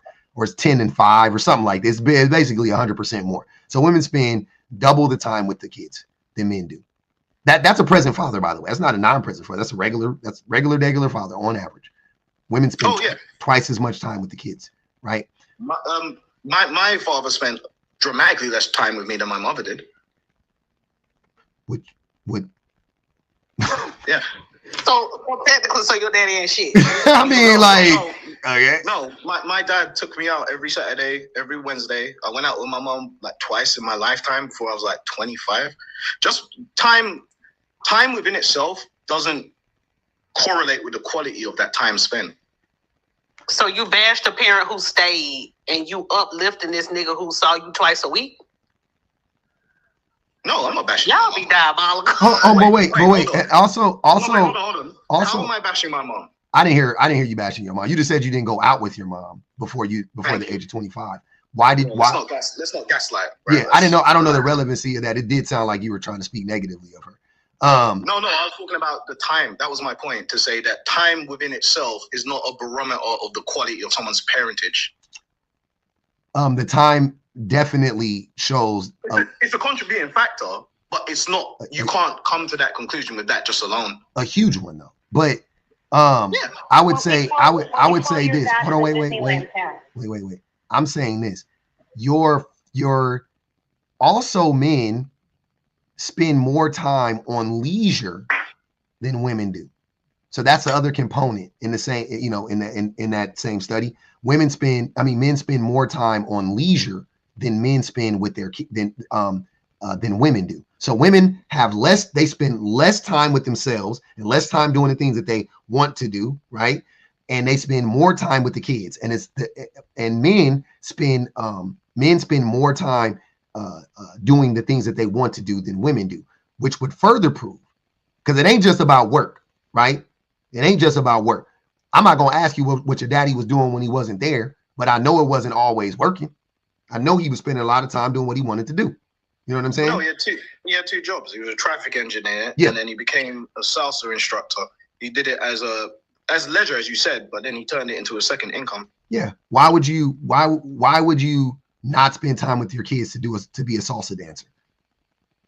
You know what I'm saying? Like, I know eventually he started making some money from it, but because they split up and he had to leave, and then he had to rebuild his life financially while covering the mortgage and child support. He needed to get a more income. Yeah, but he needed to be there for his child too. So I don't know. But I'm just saying that it sounded already like you proving my point, but I'm not gonna. Can we get back to the paternity? I can't right now. I can't. I really have to go. Speaking of kids, I have to go to lunch with my baby. I have to go take my baby lunch at school. It's like favorite person day or something weird. They do some shit like that where the parents come through and have lunch with their kids. And I got to be there at 11:45, and I got to go get his lunch. You should be there. I do. I got to be. Present fathers are very important. Yeah, I'm present. Yeah, I'm a present father. I'm not present enough. Are you active enough though? No, neither. I'm present and I'm active. I'm more present and more active than the vast majority of fathers that probably almost every dad I know personally. But which would you prefer? Huh? Would you rather be more present and less active, or more active but less present? It's the same thing to me. But I'm just saying that I personally know that I need to be more present and more active with my children, even though I'm here, I'm present and I'm active. And that is because I'm not comparing myself to other fathers. I'm comparing myself to my wife, right? I'm comparing myself to the mothers. I'm not comparing myself to the men, because I'm way better than fucking the average man. Why are you comparing yourself to her? Because she's the parent, because she's the other parent. Like, if she can do it, I can do it. So why would I, if my wife is spending 20 hours a week with my child and I'm spending 10, why am I comparing myself to a man? Why wouldn't I compare myself to my wife? Why am I comparing myself to the average father? But I think comparing yourself to her could, not saying it does, because I don't know you or your family. I'm not going to try and disrespect or put anything on you. Yeah. But it could lead to unhealthy kind of viewing it as a competition between the no, parties. It doesn't. So I can assure you. It does in your case. I know. I'm telling you that it could. It could, and that would be extreme and rare. I'm saying that if more men compared themselves to their women and not other men and not themselves, even their relationships would be better, because the women, a huge reason why your mom and your daddy didn't work out is because your daddy wasn't doing the things that your mama was doing. Your daddy was failing your mama. Your daddy was failing your mama in the areas in which your mama was not failing your daddy, right? That's typically how it works. So so you should always compare yourself to your partner, because that's the other person in the relationship with you. That should be in theory, that really should be the only person you're comparing yourself to. But I compare myself to mothers, not fathers, though. I compare myself to, when it comes to relationships and whether it be like parental relationships or personal relationships, I'm always comparing myself to women. I'm not comparing myself to men, because men are trash at these things. So if I was better than the average man, but I'm still significantly shittier than the average woman, where does that leave me? There's still a huge disconnect between my wife and I, right? Yeah. I fully understand what you're saying. But if my dad compared himself to my mom growing up, I think that would have been worse for me, because he would have looked at her standard in certain ways and thought, as long as I'm above that, I'm fine. It's not monetarily. He excelled. It's in the effort in the relationship, though, brother. It's the labor, it's the emotional labor that your mom was doing. It's the physical labor your mom was doing in the home. You know what I'm saying? It's those things. So if he was like, my wife is like, literally, if you just do it by the hours, my wife is doing 12 hours a week of labor in the home, and I'm doing 5, right? I can do 12. I can match that. But I don't even need to do 12 though, right? Because she's doing 12 because I'm doing 5. So total, that means there's 17 hours of labor that needs to be done. Let's round it up to 20. So instead of her doing 12 and me doing 5, we can both do 10. Right? That's how it should be. But we don't do that. Men go, well, I'm better than all my male friends. I'm better than all the dads I know. But those motherfuckers are trash, and they wives hate them too. So I'm not comparing myself to the next man, because I know the next man is garbage. I know the next man is not below the average man is a below average human being, right? He may be an above average man, but he's a below average human being. So I don't compare myself to men that often, right? Do you compare yourself to good fathers? No, because even that's what I'm trying to tell you. Good fathers are average mothers at best. But what we qualify a good father, the bar for fathers is so low that why would I compare myself to a good father? A good father is a man that got a job, don't beat, don't cheat, and come home every night. That's what men tell me. See, that's the difference. Because of my father and how I was raised, I have a different view of fatherhood. I'm not saying all the fathers in my family are good. You know, Uncle Brian, I got no good words for him. But my dad, Uncle Stephen, yeah, they're good. Uncle Patrick, Uncle Junior now, they're bad. So I've got like a different perspective. The good fathers in my family, yeah, they excel past the less than good mothers. Yeah, the less than good mothers. That's just my family. But none of those good fathers are as good as the average mother in your family. That's my point. No. Nah, my dad's better. My dad's better than the average mother. Yeah. He put in a large amount of work. He ain't better than your mama. Yeah, he is. What the fuck? You was right. You was right. Scroll back. You was right. You was right. He did shit on his mama. I gotta go, y'all. Hey. Y'all know what it is, man. Ma said, wow, this man is disgusting. Marine said, hate to break it to y'all, but granddaddy wasn't always the daddy. Some of y'all wasn't always the daddy to some of y'all uncles. Oh, some of y'all uncles ain't y'all uncles. Sorry. KD, I appreciate you. Nia said, they lied to us. Women are the real protectors, providers, because we protect all children, not just our own offspring. Absolutely. Stepmothers are awesome. KD said, I'm trying to join. I'm trying to leave, KD. I'm sorry. Nia said, Pub, just let him cyber slurp his daddy. Absolutely not. Not on my watch. Bonji Baby said, go get your baby, Pub. I got to go. I got to leave by 11:15.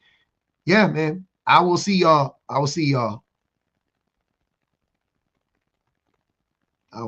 appreciate it.